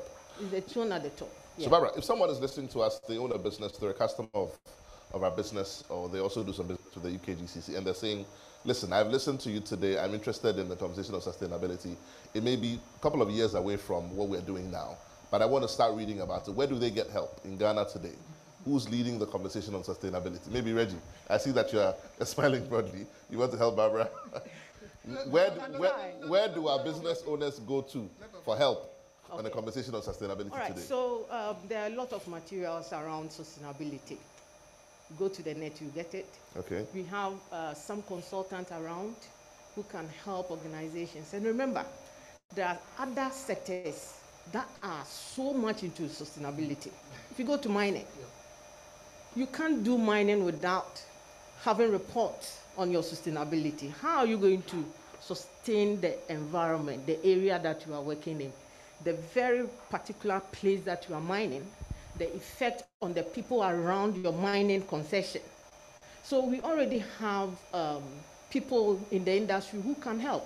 And when it comes to sustainability, really, it's not like we have a specialty for finance, a specialty for mining, for manufacturing. It cuts across. It cuts across. Yes, so you can get some of these specialists to help out. We have the regulators too. SEC has started doing something on sustainability. Securities and Exchange Commission. Exactly. Bank of Ghana has started it. And before we even got to this level, they took time to train people. So apart from the materials, apart from the consultant around, there are so many training facilities, organizations, that if an organization is really into this sustainability, they can get help from. Okay, so here's what I'm going to do for my business owners who are listening to us, who have joined us. We want to know that you're listening, so send your messages and just say, my name is so-and-so from this company, and I do some business with the UKGCC, or I'm with CalBank, this branch, and I'm listening. What we're going to do is that between Barbara and Reggie, before the end of this conversation, they're going to give us specific names of companies or consultants. We'll put the information out because we want you to take this seriously, so that after the show you can give them a call. So that's a promise I make you, hoping that they don't fail me. Let's go to Mr. Ntrakwah. You're going to be talking to us on the efficiency of processes under the conversation on corporate governance. His CV was one of the most resounding CVs. I said, when I grew up, I want to be like him. So, Mr. Ntrakwah, just share some thoughts with us very briefly on the area of efficiency of processes under corporate governance. Great. Before I take that step, I just want to add that now is the duty of every board to think about the environment. The new act is there. It's the duty of every board to think about the environment, and it's in the new act. Yes. Act 992. The effect of their decisions on the environment. And this is coming from a man who was on the team that wrote the Act 992, so please take it seriously. And the directors must take into account the effect of their decisions in the long term.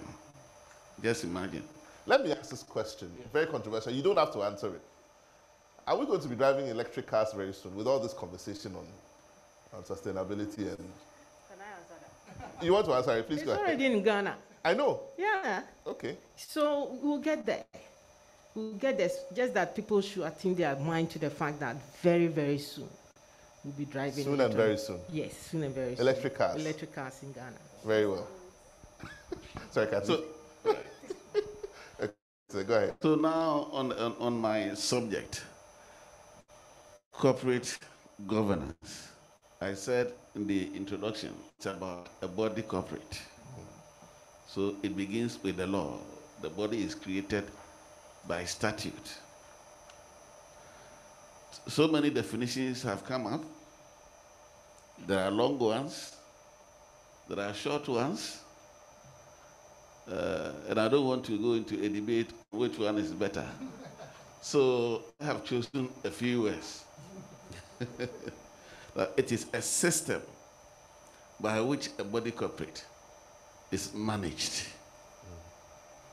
And I've used the word system in two main senses. That different things, different rules, different policies come together to make the body work. Secondly, it suggests that there's some plan involved, something you can trace and apply. It is not somebody's imagination. So the two ideas together make up my word system. So orderly arrangement. You will see structure and you see control systems. Running a company involves a number of stages being handled by different people. How are these different people going to perform if they have no idea as to rules, procedures?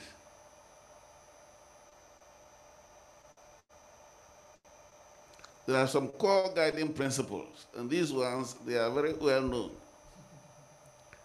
Transparency. There can be structural transparency and organizational transparency.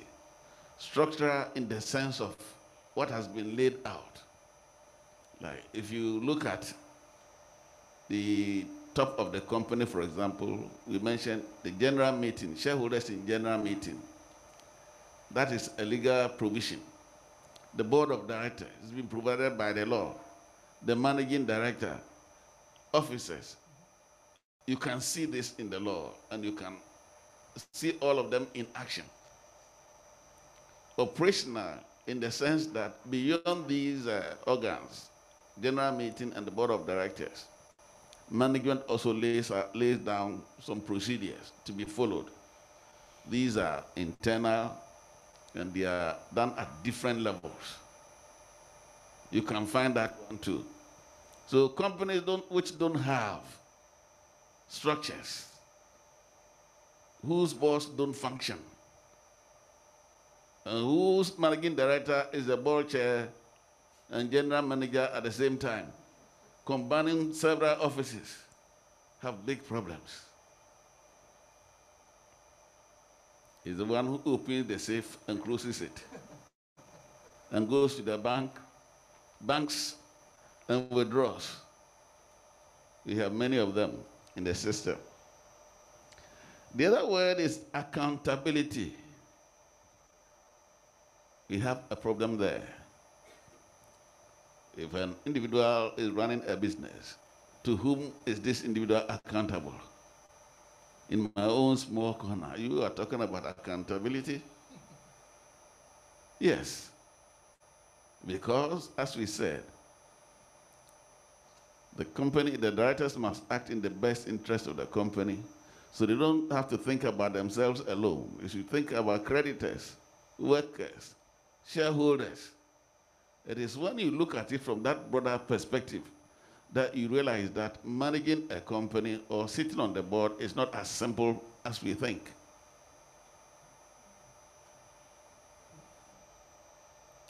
Fairness is one. Social responsibility is one. Now you cannot say, I do what I like. I'm, doing mining. I have my license. I can destroy the environment. No. Your activities affect the community directly. So you cannot say that you have a license. A legal one. Others say, then what about the social license? If you could do that in the past, not now. Compliance is also an issue we have, but that's one of the hallmarks of good corporate governance. Disclosure, integrity. There are more words, but we will be content with a few that we have noted. If we can go by these, we can go far. So when you talk about, say, effective corporate governance, what are the elements? We look at the composition of the board, which we have been discussing already. What is the size of the board? I know somebody who put together one professor, 2 lawyers, 1 top accountant, and others. And he wasn't having board meetings. So but they just come here for the allowances. I'm tired. So you see a beautiful list. It doesn't mean what it connotes. No meetings are held. And when meetings are held, there's a problem. Transparency is missing. So diversity we mentioned,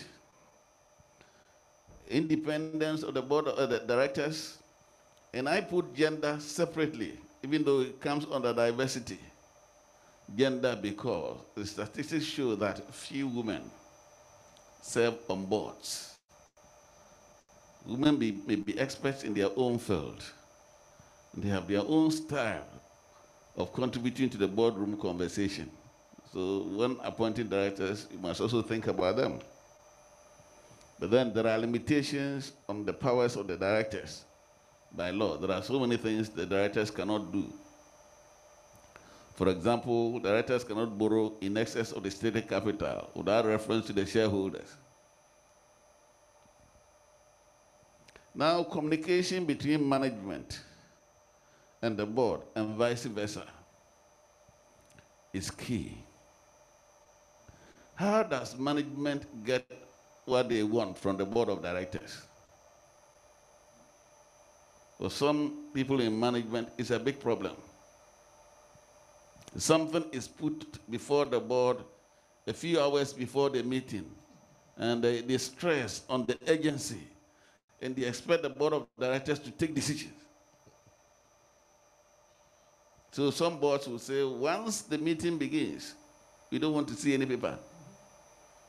We want all our papers at least 1 week before the meeting.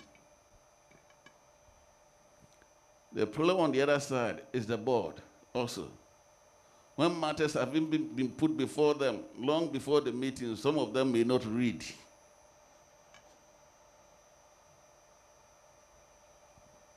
or they read not in the way you expect. Organization of meetings. How do we begin and end? Do the directors know the procedure at meetings? Leadership. Here I'm talking about the board chair. Very key. A meeting which can take maybe 1 hour may take 3 or more hours, depending upon who is leading the discussion in the boardroom. How prepared is the board chair? Is the board chair in control of the meeting? When and how does the board chair stop a board member who is making a contribution? Has the board chair scared some other directors so that they don't even want to speak? In the boardroom, you find different characters. If you are the board chair, I see it as your duty to study the characters in the boardroom. In the same way, if you are the company secretary, I see it as your duty to study the characters in the boardroom. You must know the people you are dealing with. Some directors make contributions, and they do that so well that even the chairperson does not need to do a summing up for the secretary. Because it's so succinct that the secretary can pick up whatever decision that has to be made. There are others who go run and run and run, all about nothing. So how do you manage situations like this as a board chair? Directors need education regarding their duties and liabilities. Those who agree to serve on boards must know that there are 3 channels ahead of them. One channel is that you are going to maintain your integrity no matter what. The other channel is you are going to enhance your integrity by the way you do your work. The unfortunate and the last channel, and not the least, maybe you don't want to hear it, you damage your reputation. You destroy yourself. So some people, you know, oh, but we thought this was an honest man. Then you read in the newspapers what this person has done. Yes, people we respect are put on boards. What we read about them, we don't like. But then others have maintained their integrity throughout. If you're not lucky, you fall into the 3rd category. You thought you went to the board to help, but you went there to destroy yourself. Directors must ensure that the directives they give are enforced. Getting feedback is key. Serving on the board and not paying attention to matters arising can be one major mistake, because sometimes management will be fed up and the matter will not come up again. So if you are the board chair, you pay attention. You have given directives. What has management done? Sometimes all management is seeking is an approval for a transaction, and it can take so long because it requires a little reading and directors have not read.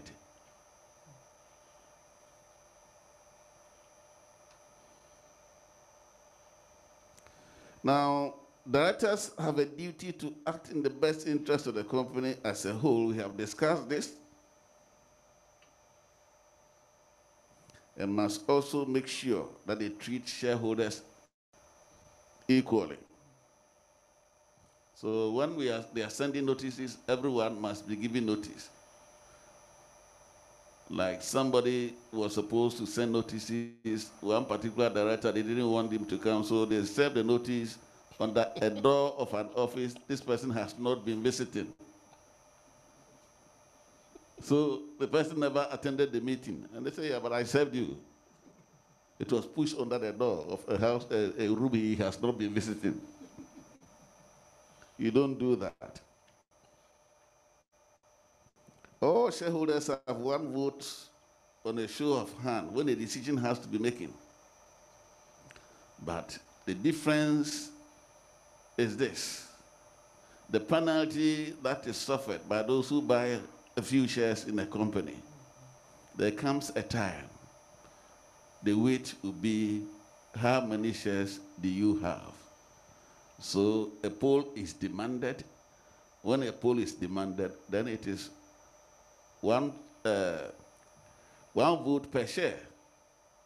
So it is no more equal because we are shareholders. If I have 100 shares and you have 10 shares and a poll is demanded, I have 10 votes, you have how many? I have 100 votes, you have 10. That is the way I can depart from that equal treatment. Now, the Companies Act makes provision for the protection of minority shareholders because of what has happened in the past. Those who own majority shares making those with minority interests look insignificant. Minority can go to court when they feel that they are being oppressed or their interests are being swept under the carpet. Now, minority is as important as the majority in this regard. So there comes a time there's an irregularity, there's an illegality, and steps must be taken. Minority will say, but what is this? We will not take the action. In the past, it meant that once the majority will not take the action, that was the end. But in Ghana, we stopped this as far back as 1963. If there's an irregularity and the majority will not act, the minority can act by going to court to ensure that that irregularity is rectified. Now, in the new act, we made a provision for buyout, which was not in the old act. And the idea is this. Let's say we are at Cal, banking business.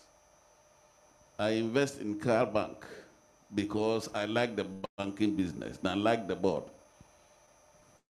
Then we go to one general meeting and a resolution is proposed that instead of banking, CalBank should now sell Brunei second-hand clothes. My money is locked up. What do I do? Under the old law, it's going to be easy for me to get out. But in this new law, I can ask that I should be bought out.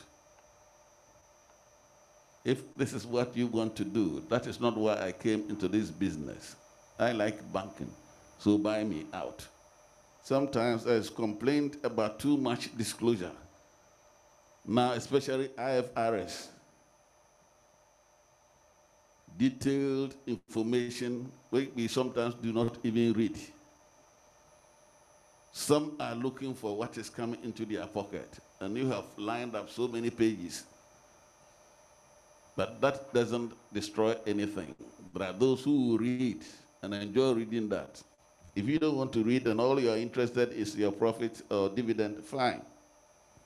But that shouldn't make life difficult for anybody. Some people say then competition. I'm saying everything about myself to my competitors. That's not the idea. You disclose what the law says you must disclose. And that disclosure will even rather build investor confidence and ensures compliance. Then absence of disclosure can also lead to scandals. Before you are aware, there is a big problem you cannot correct. So how do we implement effective corporate governance system? We need experienced and well-informed board. There should be a clear understanding of the differences between respective roles of the managing director and chairperson. Some chairpersons believe that they are the highest authority in the corporate setup. At one gathering like this, big people were there, and I suggested, board chair, when you finish your board meeting, go home. Some people didn't like it at all. So some of you want offices, you want cars. Why? What should the executive look for? After the meeting, somebody called me and came to me and said, I liked a lot of what you said, but you saying we should go home. But why should we go home? Where are we going to do our research? I said, which research? You've been given papers, you have read them, we've come to the meeting. Why wouldn't you go home? So we want to sit somewhere and do our research. Sometimes we'll call the MD and try to give instructions, or call the company secretary and try to give instructions. The truth of the matter is that if you are the board chair, you can get whatever you want depending upon how you relate to the executives and how you carry yourself. If you are talking about respect, you must earn it. If you bring yourself so low, that's how the executive will see you. You are expected to be somebody. So many people will qualify as directors, but not everybody qualifies as board chair.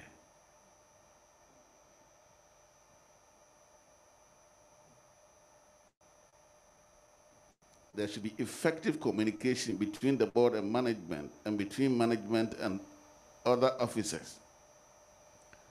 Board committees must be effective, especially in our industry, banking, audit committee, and with the other one, risk. And you know that Bank of Ghana has given guidelines on who should be on these committees. Directors should prepare adequately for every board meeting. As a director, you should know the difference between the subject you know and the subject you do not know. What you know, prepare very well so that you can make good contribution in the boardroom. What you do not know, ask a colleague. If you are appointed a director of a company whose business you don't understand, you don't know, educate yourself. Buy relevant books and read. Because when the problems come, you cannot say, I'm not an accountant, so I didn't appreciate. Because the accounts of the company are made by the directors who are responsible to the shareholder for what appears in the account. So why wouldn't you want to learn something a little about accounts? At least when you take the report, you can even see the trend in expenditure, income, and expenditure. Last year, income was 10 million. This year, it is 5.5 million. A director should be able to ask, how come? What happened? Wow. But to sit on the board and assume that this is accounting, therefore it's not my business, you can get into trouble. There should be mutual respect and trust between the board and management. To me, it's also important. Don't see people in management as people you can just disrespect. They bring material to you as a board to work with. If you don't like the way they bring the materials, discuss. Because I have seen in some places, the material coming to the board looks like a tricky document. It is up to the board to ask the relevant questions to get the explanation they require. Directors must also be given the necessary tools to work with. Where do they meet? What are the conditions in the meeting room? And then again here with the meetings, how long do the meetings last? In some cases, you go to the meetings beginning from the morning, 9 o'clock, and you break, you go for lunch, and you come back. After lunch, you see different faces in action. The directors will not be the same. Some will be sleeping. So why do you have such a long meeting?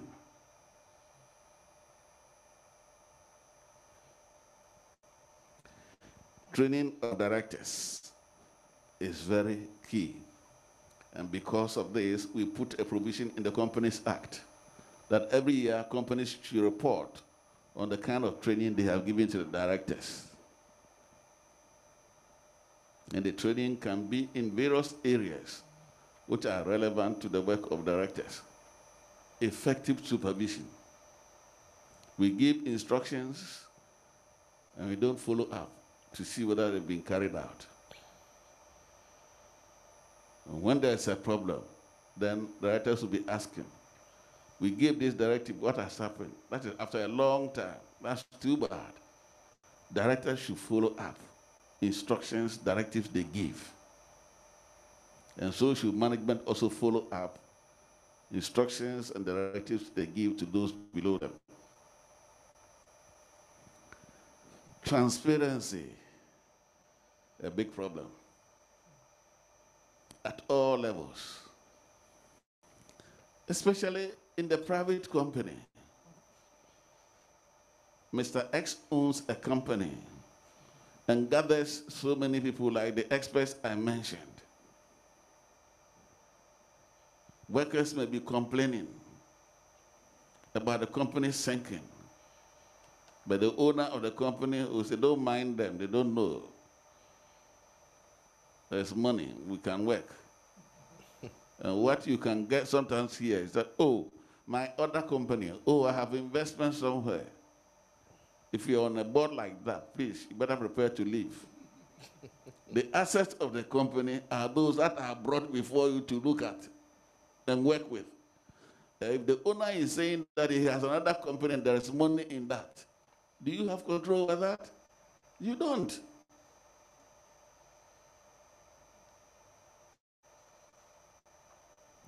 So, as directors, we also have to pay attention. We have to ask the relevant questions. So maybe we'll just take a few more comments and then we'll bring Bob right so we can get interactive. I'm getting a lot of questions on the platform now, so they're itching to be part of. So maybe we'll just take the final comments and then we'll bring Bob right. Mine? Yes. Maybe Okay. Maybe just one more point. Okay. Yes. Now, the rewards of good corporate governance, what are they? Investor confidence. If there is good corporate governance, those who are in the company will want to invest more because they see the way the company is going. Those who are outside will be itching to also be investors in the company.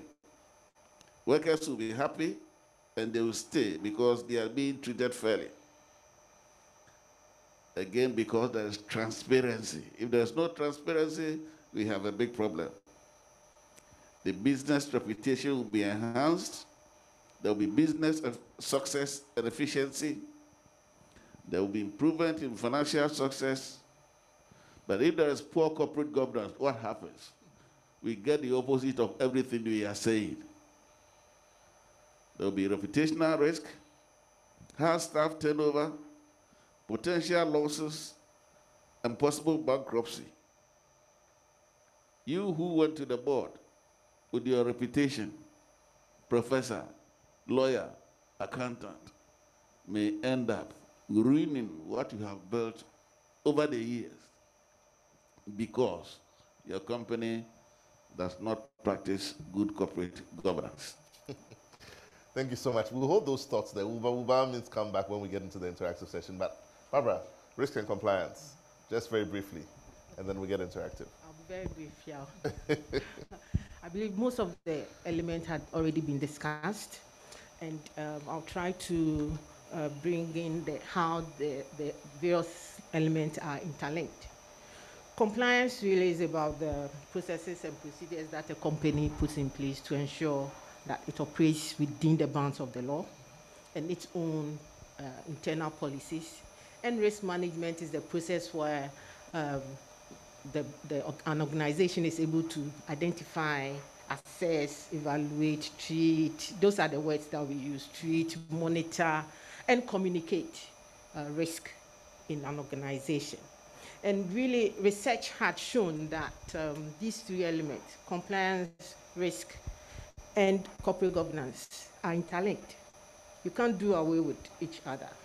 And companies that had really been successful had really seen the impact of ensuring that this is well implemented in an organization. And really, there's a framework. I'm being technical here. There's a framework called GRC, Governance, Risk, and Compliance, that looks at the overall risk management, and we call it the enterprise risk management. So it's not risk management in silos, but from the top to down, organization-wide.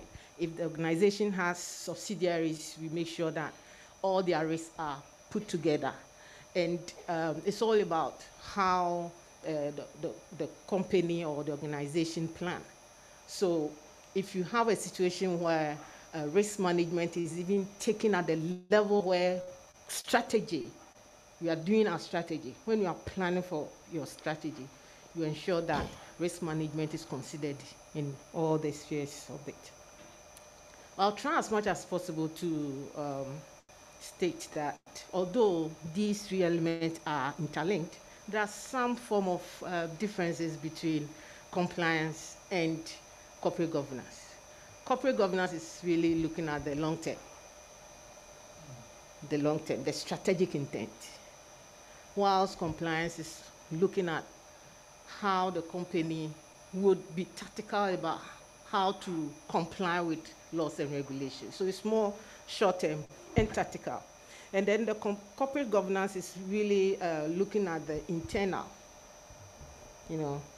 whilst compliance is outside, because laws and regulations are from outside the organization, and it's really showing the boundaries within which the organization can act.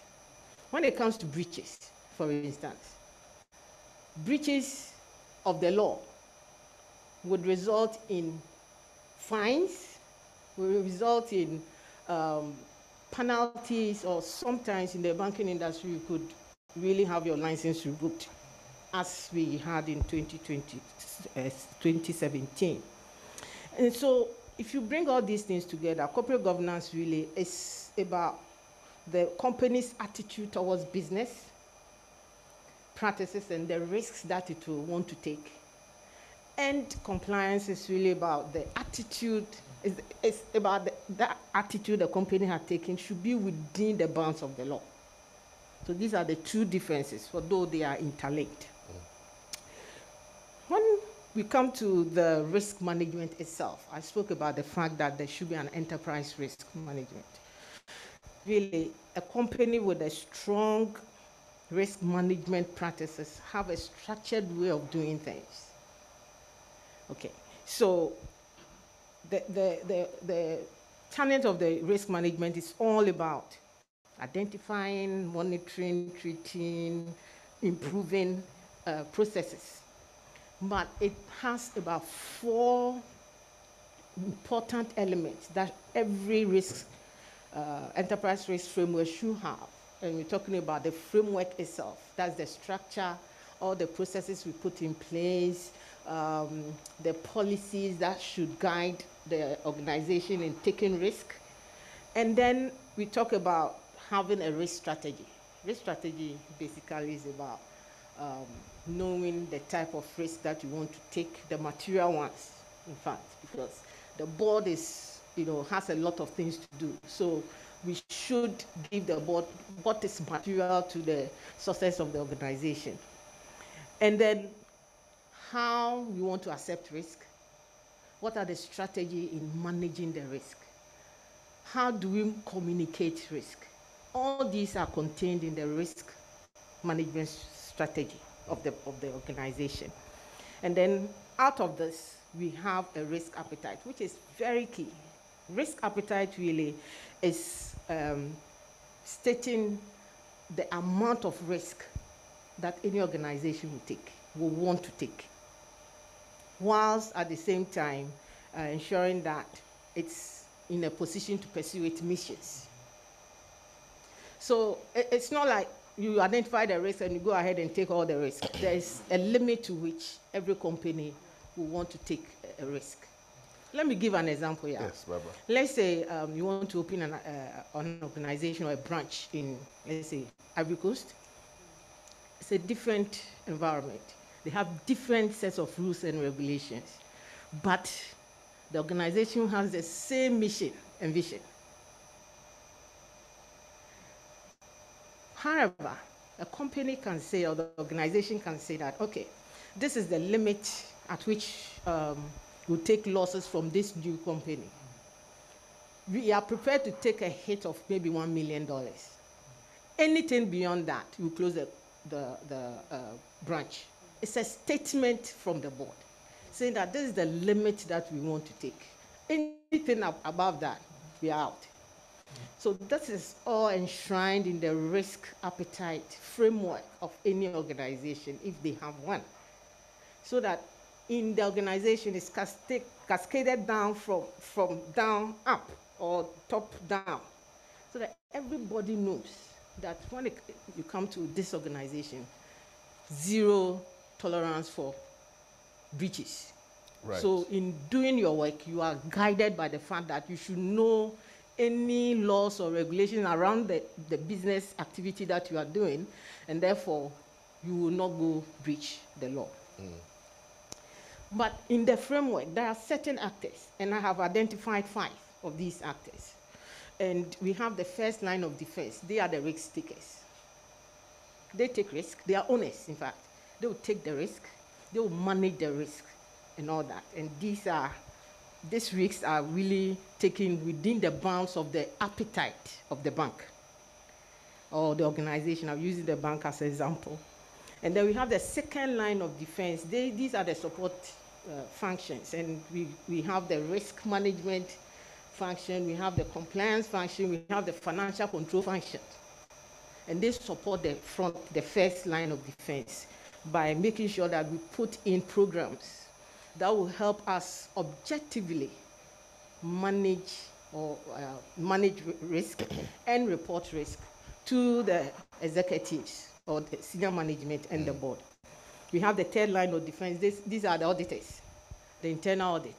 They give assurance, independent assurance to the board that all the controls that have been put in place to manage these risks are sufficient and adequate for the business to get the necessary results.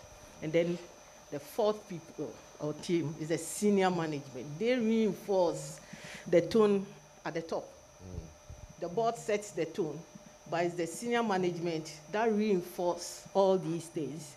Ensure there's a compliance culture within the organization, there's ethics.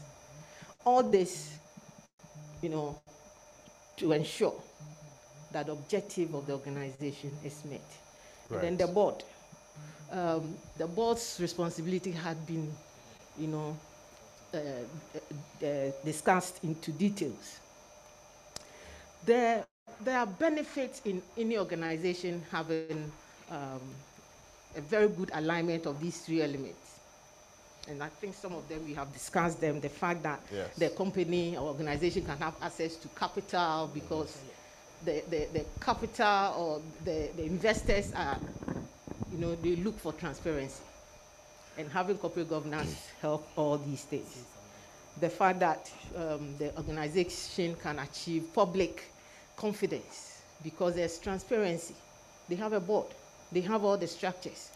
And if it's effective, then clarity, transparency, accountability, as had been earlier mentioned, we will get these things there. And then it's helping the organization in operating within the bounds of what they are, within their mission and vision. Right. So the challenges for effective risk governance, really, some of them we have already mentioned, about even the quality of report that we send to the board.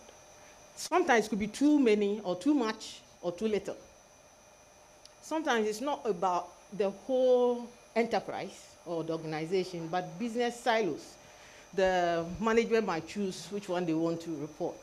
But There's actually a question here on what you're talking about. Maybe I'll just chip that in very quickly. Okay. The producers have just signaled me that we're running out of time, so we'll just try and get as many questions in as possible. Yeah. And let's keep the answers brief, maybe 10, I'm 15 almost seconds. done, so. Yes. Okay, so the question here is that how should directors ensure, okay, no, this one is on sustainability. So you finish very briefly, All right. and then we get, Reggie, you'll take that question for me. Okay. Yes. So the issue about professionalism has been talked about, where the board members do not even understand the market within which the organization operates.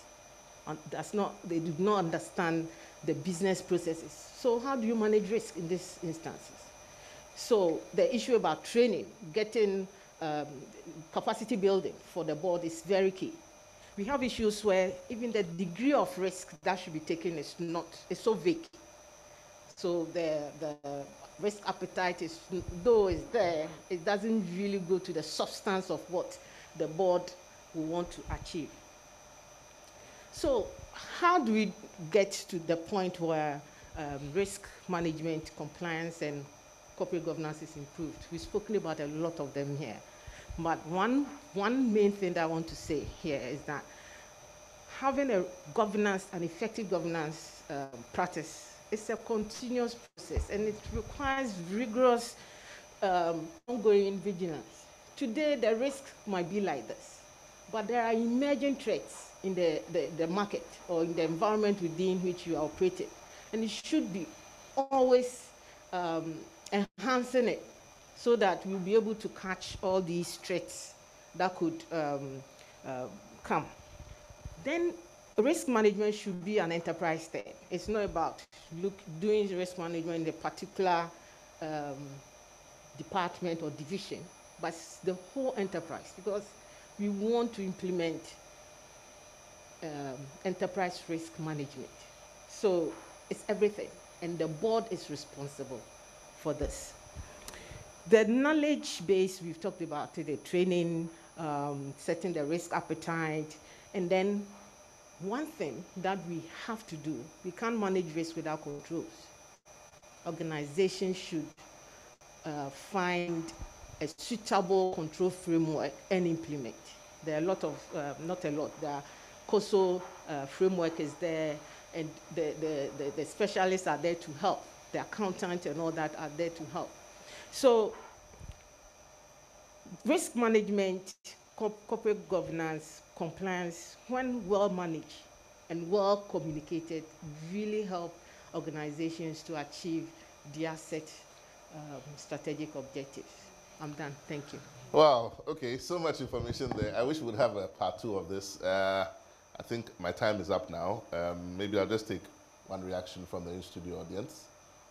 Just one question. If there are any questions in the in-studio. Yes, sir. Can I get a microphone to the Managing Director, CalBank?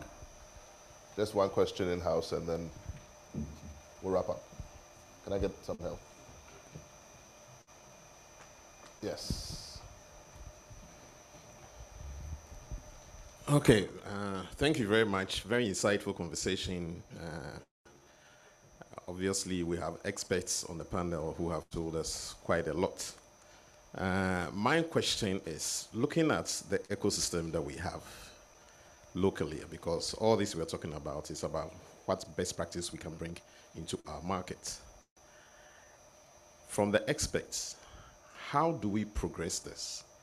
Because we are in an environment where the informal sector is quite, we have quite a lot of them. The examples given to us, most of them related to very large organizations within our environment, or organizations which are sort of multinationals. So that sort of practice is brought to bear into the country here. As experts, what are we doing to ensure that we enhance corporate governance, be it at a very large corporate level or at the SME level, so that as a country, we would be able to develop this framework into the future?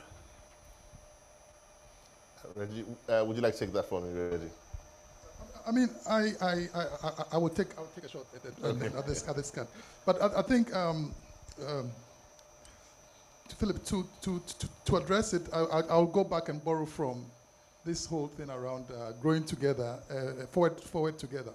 But that aside, you realize that the whole thing is about together with our, we need to form partnerships, right? And for me, one of the things that you guys have already been doing, you have the capability, it's forming partnerships or setting up, in quotes, academies and opportunities to let people know why this business must look beyond today. And so it comes back to this whole thing around growth and sustainability.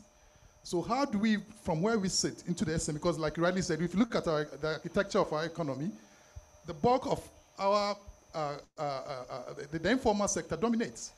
But it's within this space that all these things that we're talking about is struggling a bit. But we are also now saying, look, forward together. So from some of the practices that we've been involved in, how can we leverage some of these things, forming the right partnerships, providing the right clinics, letting them understand, and sharing this even as part of the loan process and all the account management process, just to enhance some of these things as sort of a pro bono service to help grow this side of things. So that's, I think, one step that we can leverage on existing practices, but further enhance the partnership that we already have with some of these people.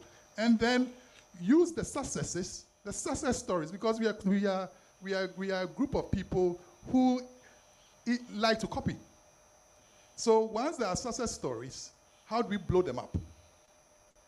And from there, it begins to sort of catch up. So that's how I would sort of frame it for now.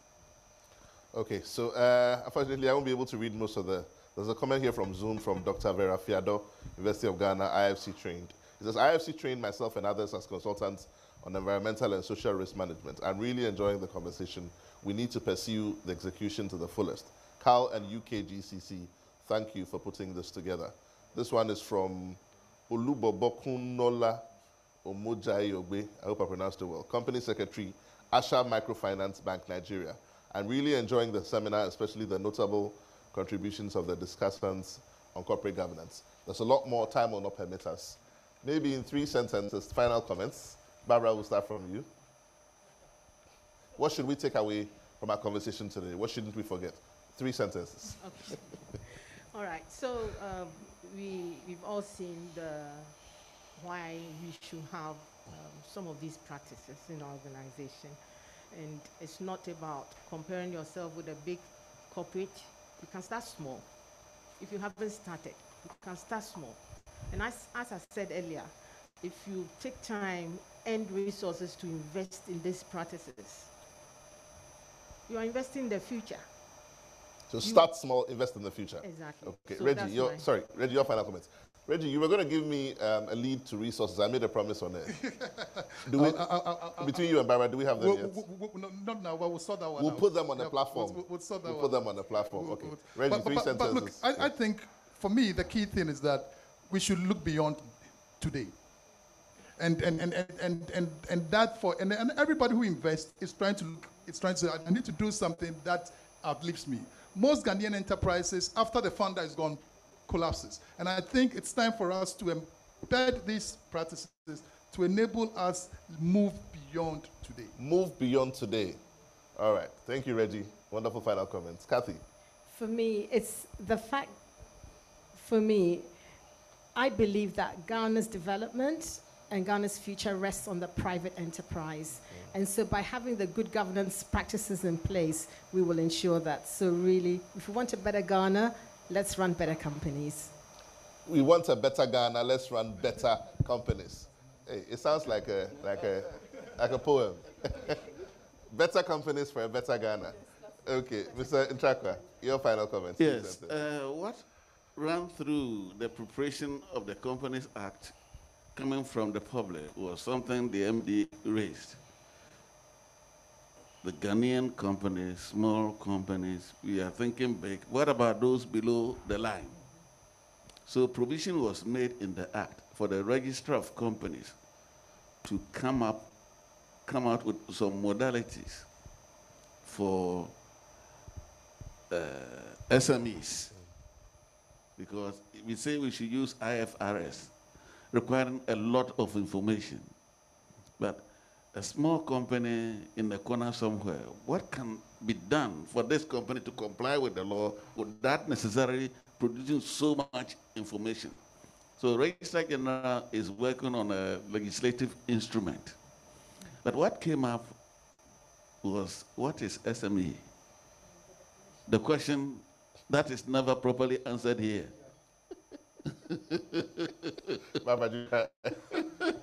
Okay. All right. Okay. Thank you so much. A lot more. There are a lot of questions on the platform. I wish we had time to take them all. This has been exciting. Some information has been shared. I'm not sure whether we'll come with a part 2 of this, but by all means, I'm sure that the UKGCC and CalBank will think of coming back again with some more information. This has been the 8th edition of the CalBank webinar series, and this was brought to you in collaboration with the UKGCC, which is the United Kingdom Ghana Chamber of Commerce, and it came to you live on the social media channels, Facebook, Twitter, Zoom, LinkedIn, and YouTube as well, and Instagram for UKGCC. Until we come your way again with yet another exciting conversation, thank you for watching and see you next time.